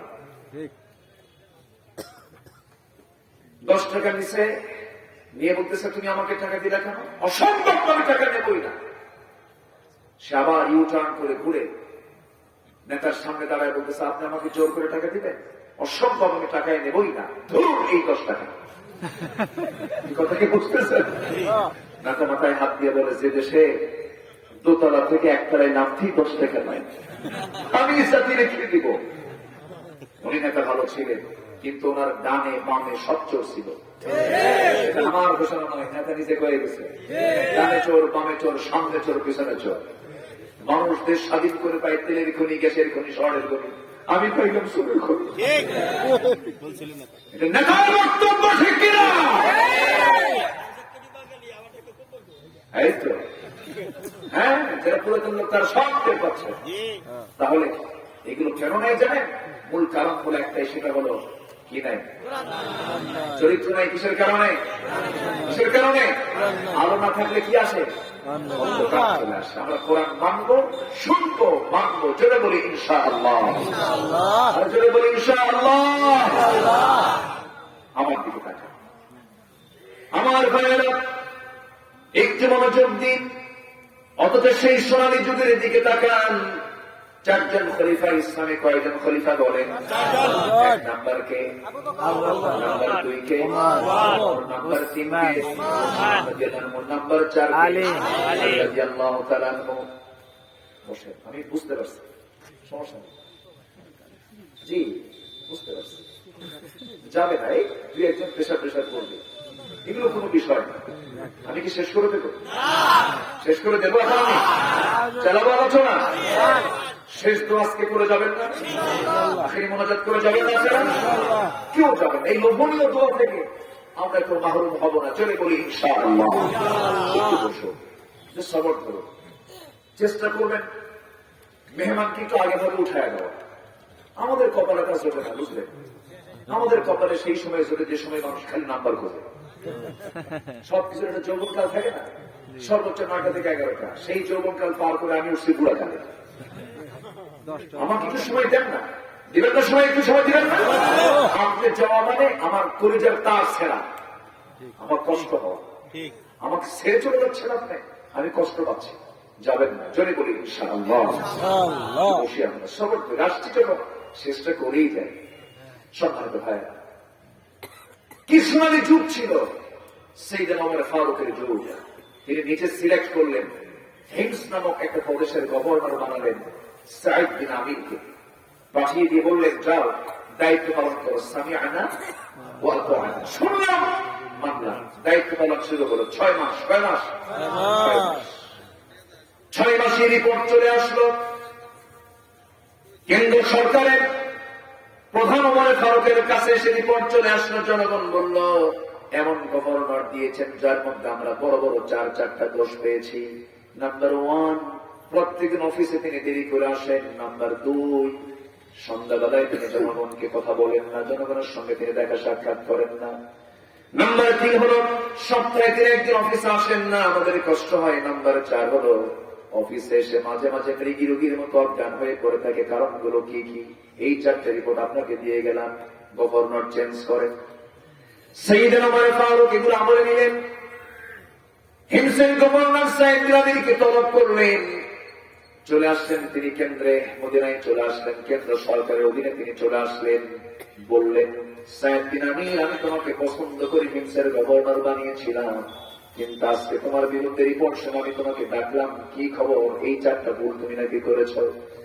সঙ্গে সঙ্গে তিনি চোখের পানি ফেলতে ফেলতে বলছেন, আমিরুল মুমিনিন, যে 4টা অভিযোগ আমার জনগণ দিয়েছে, আমার বিশ্বাস এই 4টি অভিযোগের সুস্পষ্ট জবাব আমি আপনাকে দিয়ে আমি আপনাকে সন্তুষ্ট করতে পারবো। সুবহানাল্লাহ। কি জবাবদিহিতা ছিল, কি আদব আখলাক ছিল। সঙ্গে সঙ্গে সাইয়েদনা ওমর ফারুক বললেন, বলো তো কি সমস্যা, কি ব্যাপার, আমাকে খুলে মেলে বলো। এবার তিনি বলছেন, আমিরুল মুমিনিন, আমার প্রত্যেকটা দিন অফিসে আসতে দেরি হওয়ার কারণ হলো একটাই, সেটা হলো আমি হিমস নামক একটা বিশাল প্রদেশের গভর্নর হতে পারি, কিন্তু আমার বাড়িতে কোনো চাকর বাকর নাই, আমার বাড়িতে কোনো দাস দাসীর কোনো খোঁজ খবর নাই, আমার অনেকগুলো ছেলে মেয়ে, এই ছেলে মেয়ের খাওয়া দাওয়া, কাপড় চোপড়, ধোয়া, গোসল, থালা বাসন মাঝামাঝি এগুলো করতে আমার বউ হিমশিম খেয়ে যায়। আমার বউকে আমি সহযোগিতা করতে গিয়ে আমার ঘন্টাখানেক দেরি হয়, অফিসে যেতে আমি এই জন্য দেরি করি। ওমরে ফারুক কান্দের মনে মনে কয়, হারে আমি কার বিরুদ্ধে রিপোর্ট শুনেছি? সে তো আমার চাইতে ভালো, আমার বাড়িতে দাস দাসী আছে, আমার বাড়িতে কাজের মানুষ আছে, আমি কার কাছে আমি এই সমস্ত অভিযোগগুলো বলতেছি? নাম্বার 2, সাইয়েদনা ওমর ফারুক, আমি আপনার সুন্নাত অবলম্বন করি, আপনার পোশাকের ব্যাপারে আপনি বেখেয়াল, আমি নিজের চোখে দেখেছি আপনি আমার পিছনে আপনার সেরা অংশ থাকে, সেরা পাঞ্জাবি আপনি পরে থাকেন, জুব্বা পরে থাকেন। আমি আমার পরনে যে জামাটা দেখতে পাচ্ছেন, এই জামাটা ছাড়া আমার বিকল্প কোন জামা বাড়িতে নাই, একটা জামাই আমি পরে থাকি। এই জামাটা 6 দিন পড়তে নিয়ে দারুণ ময়লা হয়ে যায়। 7তম দিন জুমার দিন, জুমার নামাজ, রাসূল বলেছেন পরিচ্ছন্ন কাপড় পরো। এই ময়লা কাপড়টা যখন ধুইতে যাই, ভেজা কাপড় পরবো কেমনে? চাদর দিয়ে সদর ডাকি, জুব্বাটা শুকনো শুকাতে দেই, শুকাতে গেলে পরে আমার অফিসে যেতে দেরি হয়ে যায়, এই জন্য আমি অফিসে যেতে পারি না। নাম্বার 3 হলো আমিরুল মুমিনিন, সন্ধ্যার পরে জনগণ আমার দরজায় এসে ডাকলে পরে আমি তাকে সাড়া দেই না, কারণ সারাটা দিন জনগণের পাশে সময়টা কাটায় দেই। যখন ঘরের মধ্যে ঢুকে পড়ি, বউ বাচ্চাগুলো আছে, আমি তাদেরকে কিছু দিনের শিক্ষা দেই, এদেরকে নিয়ে একটু বসি, এসার নামাজটা পড়ি, নামাজটা করে যত কিঞ্চিত কিছু খাবার খাই, সারাটা দিন মানুষের হক আদায় করি, আর রাত্রিবেলা চাই নামাজে দাঁড়ায় তারা সেজদা দিয়ে আমি আল্লাহর সাথে কথা বলি। ওমর ফারুক কাঁদতেছে, হলে আমার চাইতে ভালো আমার সাইদ, আমার চাইতে উত্তম আমার সাইদ। এরপরে বলছেন, ও সাইদ, তোমার বিরুদ্ধে একটা রিপোর্ট হলো, তুমি নাকি মাঝে মাঝে অফিসে বসে মৃগী রোগীর মতো অজ্ঞান হয়ে সেন্সলেস হয়ে পড়ে থাকবে, কারণটা কি? সঙ্গে সঙ্গে তিনি বলছেন, আমিরুল মুমিনিন, আপনার জীবনে এমন ঘটনা ঘটলে আপনিও পাগলা হয়ে এরকম সেন্সলেস হয়ে থাকতেন। কি ঘটনা বলো? ওই যে খোবাইবের ঘটনা। আল্লাহু আকবার। ওমর ফারুক বলছেন, খোবাইব তোমার কি করেছে? তুমি খোবাইবকে কি করেছ? তিনি বলছেন, খোবাইবকে আমরা যখন মদিনার উপকণ্ঠ থেকে ধরে আনলাম, ধরে এনে মক্কার জেলখানায় ঢুকায় রাখলাম, রিমান্ড নিলাম, হাত পা ভেঙে দিলাম, তার খাবার দাবার বন্ধ করে দিলাম। খাবার বন্ধ হলে কি হবে? আমি তার রক্ষণাবেক্ষণের দায়িত্ব ছিলাম, আমি তার কেয়ারটেকারই ছিলাম। আমি নিজের চোখে দেখেছি খোবাইব প্রত্যেক রাত্রে সুন্দর করে কোরআন তেলাওয়াত করতেন। শেষ রাতের দিকে তার সামনে কে যেন আঙ্গুরের ছোঁয়া তার সামনে ঝুলায় রাখত, একটা করে আঙ্গুর তিনি খেতেন, আল্লাহর একটা করে কালাম তিনি তেলাওয়াত করতেন। 2 মাস 3 মাস খাবার বন্ধ, কিন্তু খোবাইব মরে না, খোবাইব বেঁচেই থাকে। খোবাইবের চেহারা আরো সুন্দর হতে থাকে, নূর আলা নূর হয়ে যাচ্ছে। সবাই বলতেছে, খোবাইবকে আমরা খাবার বন্ধ করলাম, খাবার কেমনে আসে? গোটা মক্কা সব ঢোল পেটা হয়ে গেল, খোবাইবকে খোবাইবের রব রাত্রেবেলা খাবার দিয়া যায়। সুবহানাল্লাহ। একজন মহিলা খাবার, জান্নাতের খাবার দুনিয়াতে খেয়েছিলেন, তিনি হচ্ছেন মারিয়াম। আল্লাহ তাআলা সেই বান্দাকে অবশ্যই দুনিয়াতে খাবার পৌঁছা দিবেন যে বান্দার তাওয়াক্কুল পরিপূর্ণ থাকবে কার উপরে? বলবেন না কার উপরে? অনেকে বলে বিয়ে করে কি খাওয়াবো, ওর বিশ্বাস আছে? ওর তাওয়াক্কুল আছে নাকি?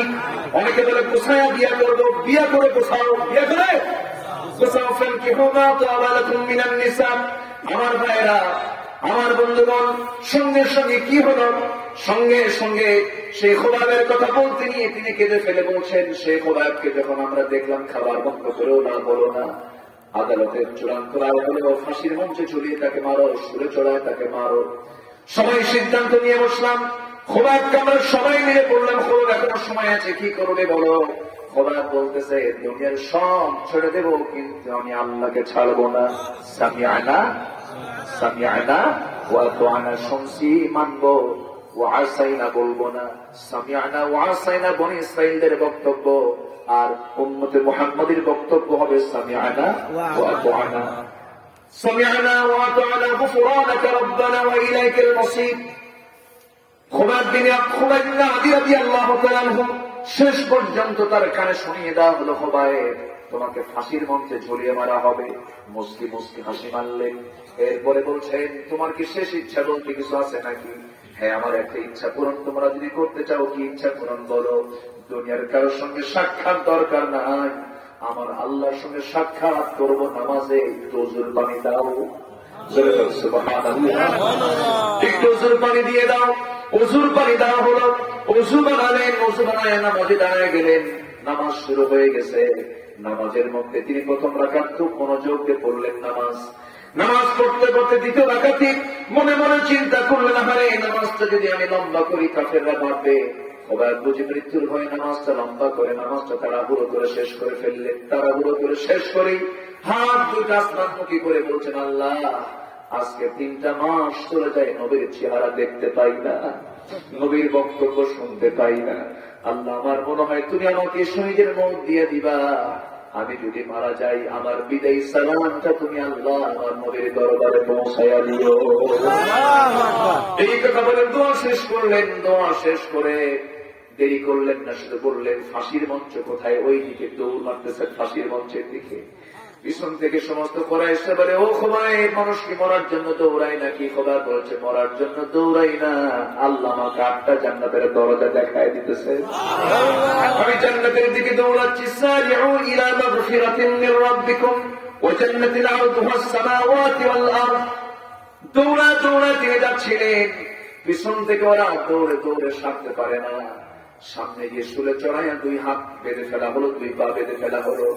এরপরে একজন ইনসাল্ট করে হেও করে বলছে, খোবায়েব তোর এই জায়গায় যদি তোকে না বসায় দিয়া মুহাম্মদকে যদি শুলে চড়ায় দেওয়া হতো কতই না ভালো হতো। এই কথা শোনার সঙ্গে সঙ্গে সিংহের মতো গর্জন দিয়ে উঠলেন। মুখের মধ্যে থুতু জমা করলেন, কারণ হাতের তো কোনো শক্তি নাই। মুখের থুতুটা জমা করে অনেকগুলো থুতু এক জায়গায় করে তার মুখ বরাবর নিক্ষেপ করে বলছেন, আল্লাহর কসম, আমার নবীর একটা কসম ছিড়বি আমার সামনে, আমি তাকে হালে ছেড়ে দেব না। কি মহব্বত, কি মহব্বত, কি ভালোবাসা! মৃত্যুর পূর্বে রাসূলকে তিনি ভুলতে পারছেন না। আমার নবীজির প্রতি মহব্বতটা দেখে একজন কাফের রেগে গিয়ে কেঁদে গিয়ে তার সামনে এসে ডান হাতে একটা তরবারি হাঁকায়া দিল। ডান হাতে যখন তরবারি হাঁকায়া দিল, হাতটা ছিটকে পড়ে গেল। খোবায়েব মুস্কি মুস্কি হাসি মারে, বাম হাত কেটে ফেললো, চিৎকার মেরে মেরে হাসি। সবাই বলছে, খোবায়েব রে, আমরা তো রঙ্গহানি করি, তুই চিৎকার মেরে হাসিস কেন? খোবায়েব বলছে, তোমরা আমার হাতগুলো কেটে কেটে দাও, আর আমার আল্লাহ একটা করে জান্নাতের উট দেখায় দেয়। সুবহানাল্লাহ, সুবহানাল্লাহ। ওই সাইদ বিন আবি হিমসের গভর্নর বলছেন, আমিরুল মুমিনিন, ওই দৃশ্যগুলো আমি দেখতেছিলাম, কিন্তু আমার কুফরি হালতের কারণে, ঈমান না থাকার কারণে আমার মধ্যে কোনো প্রতিক্রিয়া হচ্ছিল না। আমি নিজের চোখের সামনে দেখলাম একজন কাফের এসে এক পর্যায়ে তরবারি নিয়ে নেশা তরবারি বুক দিয়ে ঢুকালো, পিঠ দিয়ে বের হয়ে গেল। চোখের সামনে রক্তাক্ত অবস্থায় খোবায়েব মৃত্যুর করে ঢলে পড়ল। আমি এই দৃশ্য দেখেছি, কুফরি হালতের কারণে আমার কিছুই হয় নাই, কিন্তু আজকে আমি ইসলাম কবুল করেছি, মুসলমান হয়েছি। অফিসে যখন বসে থাকি, তখন যখন ওই কথা আমার মনে হয়, খোবায়েবের রক্তের দৃশ্য যখন আমার চোখের সামনে ভেসে ওঠে, তখন মনে হয় আমার চাইতে বড় আসামি এই জমিনে আর নাই। এই জন্য আমি কাঁদি, এই জন্য আমি অস্থির হয়ে যাই, এই জন্য আমি মস্তিষ্ক বিকৃত হয়ে মৃগী রোগীর মতো অজ্ঞান হয়ে পড়ি। সেই দিন ওমর ফারুক সঙ্গে সঙ্গে তাকে জড়িয়ে ধরে বলছেন, ওরে সাইদ, তুই আমার চাইতে ভালো, শুধু হিমসের গভর্নর, শুধু হিংসার গভর্নর নয়, তোকে আমি এর চাইতে বড় পদে তোকে বসায় দিলাম। সুবহানাল্লাহ। সামিআনা ওয়া আতা'না, সামিআনা ওয়া আতা'না। আযান শুনবো, সঙ্গে সঙ্গে কোথায় যাব? সামিআনা ওয়া আতা'না, শুনলাম সঙ্গে সঙ্গে মসজিদের দিকে চলে যাব। নামাজ ছেড়ে দেওয়া যাবে না। সামিআনা ওয়া আতা'না, শুনলাম মানলাম না, এরকম মুসলমান আমার দেশে আছে না নাই? হাইয়া আলাস সালাত, হাইয়া আলাল ফালাহ, নামাজের দিকে আসো, কল্যাণের দিকে আসো। কিন্তু নামাজের কোনো খবর নাই। নামাজের যার খবর থাকে না, তার কি জান্নাতের কোনো খবর থাকবে নাকি? খালফুল আদাউস সালাত ওয়াত্তাবাউস শাহাওয়াত ফাসাউফা ইয়ালকাউনা গাইয়া। যে ব্যক্তি নামাজ নষ্ট করবে, যে ব্যক্তি নিজের নফসের দাসত্ব করবে, তার জন্য জাহান্নামের একটা গর্তের মধ্যে ঢুকাবেন কে? জাহান্নামের গর্তের মধ্যে ঢুকায় দিবেন কে? জাহান্নামের গর্তে ঢুকবে দুই শ্রেণীর মানুষ, যারা নামাজ নষ্ট করবে আর নিজের দাসত্ব করবে নফসের। আমরা নফসের দাস না আল্লাহর দাস? কার দাস? আল্লাহর দাস। আমরা আল্লাহর হয়ে যাব। যত বাধা আসুক না কেন, যত ঝড় ঝাপটা আসুক না কেন, একজন নারীর কথা মনে হয়ে গেল। আসিয়ার নাম সবাই শুনেছেন তো? সবাই কি শুনছেন? তার স্বামীর নাম কি? তার স্বামীর নাম কি? ফিরআউনের যে বউ হয়, তার সম্মান কি সেই সমাজে কম ছিল নাকি? সে ছিল প্রেসিডেন্ট, তার বউ হল আসিয়া আলাইহিস সালাতু ওয়াস সালাম। ইচ্ছে করলে তো রাজধানীর মর্যাদা নিয়ে সারা জীবন তিনি থাকতে পারতেন, কিন্তু তিনি দরবার ছেড়ে দিলেন, রাজধানীর পথ ছেড়ে দিলেন, সব কিছু ছাড়লেন একটা কারণ, সামিআনা ওয়া আতা'না, শুনছি সঙ্গে সঙ্গে মানলাম, ইসলাম ছাড়বো না, দুনিয়ার সব ছেড়ে দেবো। যদি তুমি বলি সুবহানাল্লাহ। শেষ পর্যন্ত আসিয়া কি করলো? আসিয়া কি করা হলো? আজকে মাহফিলে কি আসিয়ারা আসছে? আসিয়ারা আছে? বলি আলহামদুলিল্লাহ, বলি আলহামদুলিল্লাহ। এত সুন্দর মানুষ আপনারা, কেউ নড়ে না, কই কেউ তো নড়তেছে না। বলি আলহামদুলিল্লাহ। সবাই আছেন তো? জি, মাহফিল অনেক আসিয়ারা আসছে, বলি আলহামদুলিল্লাহ। যদি আসিয়ার কথা না বলি, আসিয়ারা বলতো আমাদের আসিয়ার কথা কিছুই বললো না। কিছু বলার দরকার আছে না? তো ভাগাভাগি করে দেই। কি মা ছিলেন মরিয়ম বিনতে ইমরান, কি মা! কোন নবীর মা বলেন? কোন নবীর মা? সেই নবী আজও আছে না নাই? মৃত না জীবিত? মৃত না জীবিত? আবার কি তিনি আসবেন না? আবার আসবেন। দাজ্জালকে মোকাবেলা করবেন। আগামী দিন ইসলামের দিন, আগামী দিন কোরআনের দিন, আগামী দিন মুসলমানদের বিজয়ের দিন। এই বিজয়ের মিছিলে সবাই কি থাকতে রাজি আছেন? রাজি আছেন? কারা কারা হাত উঁচু করে দেখা?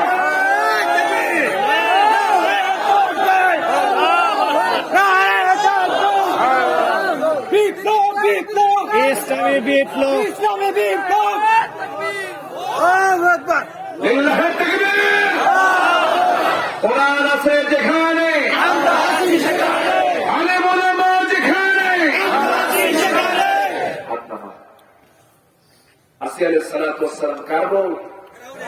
ইমরাত ফিরআউন। কোরআন ওয়াসে কি ইমরাত ফিরআউন। ফিরআউন বলল, আসিয়া কি যেন শুনলাম তুমি নাকি কালেমা পড়েছো। শুনবেন কেন? দেখেন, আশহাদু আল্লা ইলাহা ইল্লাল্লাহ। ফিরআউনকে তো সমস্ত কম না, খাইয়া ফেলাবো। এরকম লোক এখন আছে না নাই? আছে না নাই? খাইয়া ফেলাবো। আসিয়া কয়, আপনি দুনিয়াতে খাবেন, শেষ করবেন, এই তো। এরপর সামনে যে আছে সেদিন কি করবেন? আল্লাহু আকবার বলবেন। সবচেয়ে বড় আদালত কার আদালত? আজকে বলবেন না কার আদালত? আজকে আদালতে গোটা পৃথিবীর চিত্র দেখলে কি মনে হয়? আদালত, আদালত। সম্মানিত ভাইয়েরা, গোটা পৃথিবীটা জুলুমের সয়লাব। কিসের সয়লাব? জুলুমের সয়লাব। জোরজার জোরজার কি চিত্র! অথচ ওমর ফারুক রাদিয়াল্লাহু তাআলা অর্ধ দুনিয়ার শাসক, 50টা রাষ্ট্র তিনি চালান। কত রাষ্ট্র? 50টা। একটা ঘোড়া কিনছেন, কি কিনছেন? ঘোড়া। ঘোড়া কিনতে গেছেন, ঘোড়া কিনেছেন, বিক্রেতা বিক্রি করছে, ক্রেতা ওমর কিনে ফেলছে। কিনে ফেলার পর ঘোড়া নিয়ে কি চড়ছেন, চালাইছেন কিছুক্ষণ, ঘোড়ার পা অকেজ হয়ে গেছে, আর চলে না, দুর্বল হয়ে গেছে। খেতে গিয়ে বলতেছে না ঘোড়াওয়ালা, কি ঘোড়া দিস আমারে, ঘোড়া নেবো না, দাও টাকা দাও, ঘোড়া ফেরত দাও। ঘোড়া বিক্রেতা বলে, আপনি শাসক না, আপনি খলিফা না, আপনি আমাকে ঘোড়া ফেরত দিবেন, আমি আপনাকে বিক্রি করে দিয়েছি, ক্রয় বিক্রয় চুক্তি শেষ। অসুস্থ হয়েছে আপনার কাছে, যুক্তি আছে না নাই? ওমর ফারুক বলতেছে, এত যুক্তি দেখাইস না, চল আদালতে যাই। কোথায় যাই? আদালতের প্রতি শ্রদ্ধার দরকার আছে না নাই? এই শ্রদ্ধা, অর্ধ দুনিয়ার শাসক তিনি, চক্রাঙ্গানে, যার চক্রাঙ্গানিতে রং পারস্য তখন থরথর করে থাকত, যে রাস্তায় ওমর যেতেন সে রাস্তায় শয়তান পর্যন্ত যেত না। সেই ওমর বলতেছে, চলো আমরা আদালতে যাই। আদালতের কাঠগড়ায় দাঁড়ায় আছেন ওমর ফারুক। বিচারপতি ওমর ফারুককে দেখি চেয়ার থেকে দাঁড়ায় বলেন, আমিরুল মুমিনিন, আপনি এখানে কেন? আপনি এই জায়গায় কেন? আপনি তো আমারও খলিফা। কি খলিফা পরে খাও? ওই যে ঘোড়া কিনছি, বোঝেন ভাই, ঘোড়া কিনছি, গন্ডগোল লাগছে। গন্ডগোল কি লাগছে? ঘোড়া কেনার পরে অসুস্থ, কি পচা ঘোড়া দিছে আমার, অকেজ ঘোড়া দিছে আমার, আমি ঘোড়া নেবো না, ফেরত দেবো, টাকা নেবো, টাকা ফেরত দেয়। বলে যে ঘোড়া কি আমার কাছে নষ্ট হয়েছে? ঘোড়া আপনার কাছে নষ্ট হয়েছে, তো আপনি এখন কি করবেন করেন। কাজী সুরাই বলছে, সেই কাজীর নাম হচ্ছে কাজী সুরাই ইবনুল হারিস আল কিন্দি রাহমাতুল্লাহ আলাইহি, 60 বছর বিচারপতির দায়িত্ব পালন করেছেন, 117 বছর হায়াত পেয়েছেন। ইয়েমেনের মানুষ ছিলেন, আল কিন্দ শহরে তার বাড়ি। তিনি বললেন, আমিরুল মুমিনিন, আপনি অর্ধ দুনিয়ার শাসন করতে হতে পারেন, কিন্তু আজকের রায়টা আপনার বিরুদ্ধে যাবে। আজকের রায়টা আপনার বিরুদ্ধে যাবে। কেন? আপনি এখন সুস্থ আছেন, কিছুক্ষণ পর কি সুস্থ থাকবেন তার গ্যারান্টি আছে? ঘোড়া তো অসুস্থ হয়েছে আপনার কাছে, ওর কাছে অসুস্থ হয়েছে, ঘোড়া নিয়ে যান, ঘোড়া কি নিয়ে যান। সাইয়েদনা ওমর ফারুক রাগ করেছেন না, বিচার কোরআনের কথা, সঠিক বিচার করো, এটাই হলো সবচেয়ে বড় তাকওয়া। আর নফল নামাজ পড়লে তাকওয়া হয় না, সঠিক বিচার সবচেয়ে তাকওয়ার বড় সোপান। দরবারে তিনি পরের দিন অফিসে বসে বললেন, এই শোনো, ওই যে কাজী সুরাই ইবনুল হারিস নামে এক অঞ্চলের কাজী আছে, বিচারক আছে, ওরা ওই এলাকায় না গিয়া ওকে গোটা দেশের চিফ জাস্টিস বানা দিলাম, ও আমার বিরুদ্ধে রায় দিছে। তাহলে খলিফার বিরুদ্ধে রায় দেওয়ার কারণে তার পদ নিচে গেল না পদোন্নতি হলো? আমার দেশে বাংলা বানায় না, বিদেশে হিজরত। কষ্ট হচ্ছে আপনাদের? আলোচনা চালাই, আলোচনা চলো, হুজুর মরুক, হুজুরও আছে, বলুন ইনশাআল্লাহ। আর 1 ঘন্টা আলোচনা হবে আজকে ইনশাআল্লাহ। একটা লোক মরবেন না, কিন্তু মরলে আটকাবো, কোনো কাহিনী নেই। মহব্বতে বলতেছে, রাখছেন মহব্বতে বলতেছে। হ্যাঁ এই ছেলে কি খবর, মন নাই? দেখছেন, দেখেন সায়াসে কেন মনে হয় যে 3 রাত 4 রাত আর ঘুম পারবে না। বলি আলহামদুলিল্লাহ, রাসূলের মজলিসে ছোট্ট বাচ্চা থাকতো, আলহামদুলিল্লাহ। মসজিদে ছোট্ট বাচ্চা নিয়ে যাবেন, ছেলে হোক মেয়ে হোক, ছোট বাচ্চা হলে ঘাড়ে নিবেন, কোলে নিবেন, কোমরে নিবেন, সামনে নিবেন, পেছনে, সবগুলো নিয়ে একসঙ্গে মসজিদে ঢুকবেন। রাজি আছেন সবাই? অনেক বুড়া চাচা আছে, মসজিদে ঢুকতে দেয় না বাচ্চাদের, আছে না? আছে না? ওই বুড়াদের অত্যাচারে বাচ্চাদের কাপসারা, বাচ্চারা মনে মনে করে বুড়া তুই বল, ঠিক আছে না?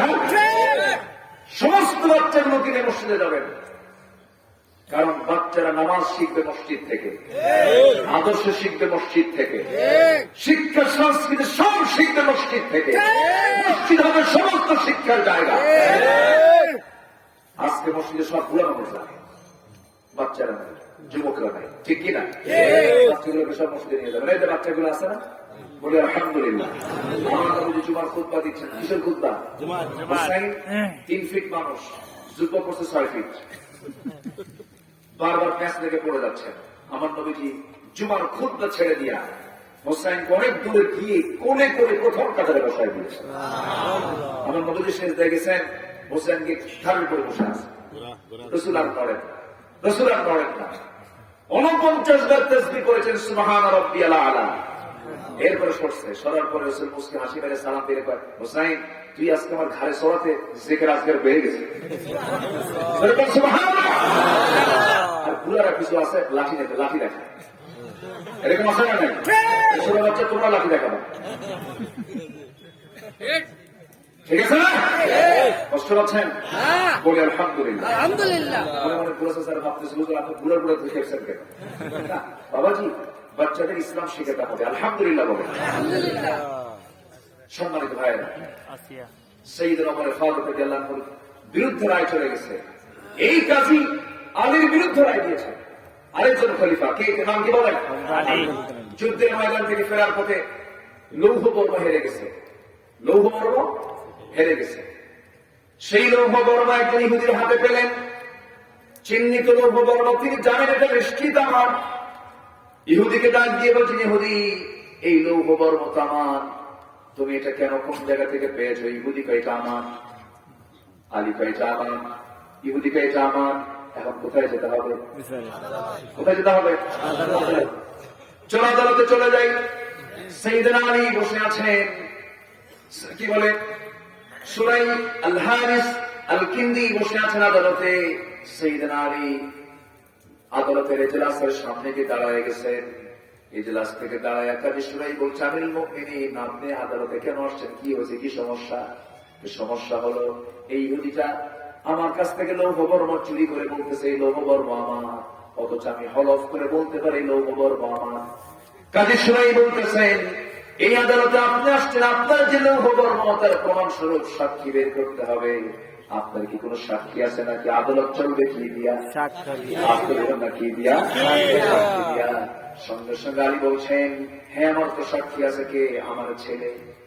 এবার কাজী সুরাই বলছে, বাবার সাক্ষ্য ছেলে চলবে না, ছেলের সাক্ষ্য বাবা চলবে না, অন্য কোনো সাক্ষ্য লাগবে। আলী খেপে দিয়ে বলছেন, ও বিচারক তুমি কি আমার হোসাইনের হাদিসটা বলে গেছো নাকি? রাসূল কি বলেছেন? সাইয়্যিদা শাবাবি আহলিল জান্নাহ, আমার হাসান হোসাইন হলো সমস্ত জান্নাতের যুবকদের সর্দার। রাসূলের মুখে এত বড় কথা শুনেছো তুমি, এরপরও তুমি তাদের সাক্ষ্য গ্রহণ করবে না, কেমন কথা? এবার বিচারক বলতেছে, আমিরুল মুমিনিন আমি দুঃখিত, হাদিসের জায়গায় ঠিক আছে, কিন্তু আদালত চলবে হাদিস দিয়া, ঠিক আছে, কিন্তু সাক্ষী দরকার। ছেলের সাক্ষ্য বাপ চলবে না, বাবার সাক্ষ্য ছেলে চলবে না, নট এলাও। আমি আপনার পক্ষে রায় দিতে পারবো না।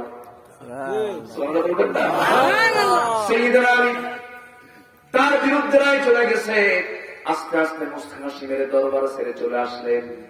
এই দেখি ইহুদিটার মনে মনে চিন্তা হলো, আরে ইসলামটা কত সুন্দর, ইসলামটা কত সুন্দর, যে রাষ্ট্রের প্রধান ব্যক্তিকে তার বিরুদ্ধে রায় দিয়ে পাঠায় দেয়, তার চাইতে শ্রেষ্ঠ ইসলাম পৃথিবীতে আর থাকতে পারে না, তার চাইতে শ্রেষ্ঠ বিধান আর থাকতে পারে না।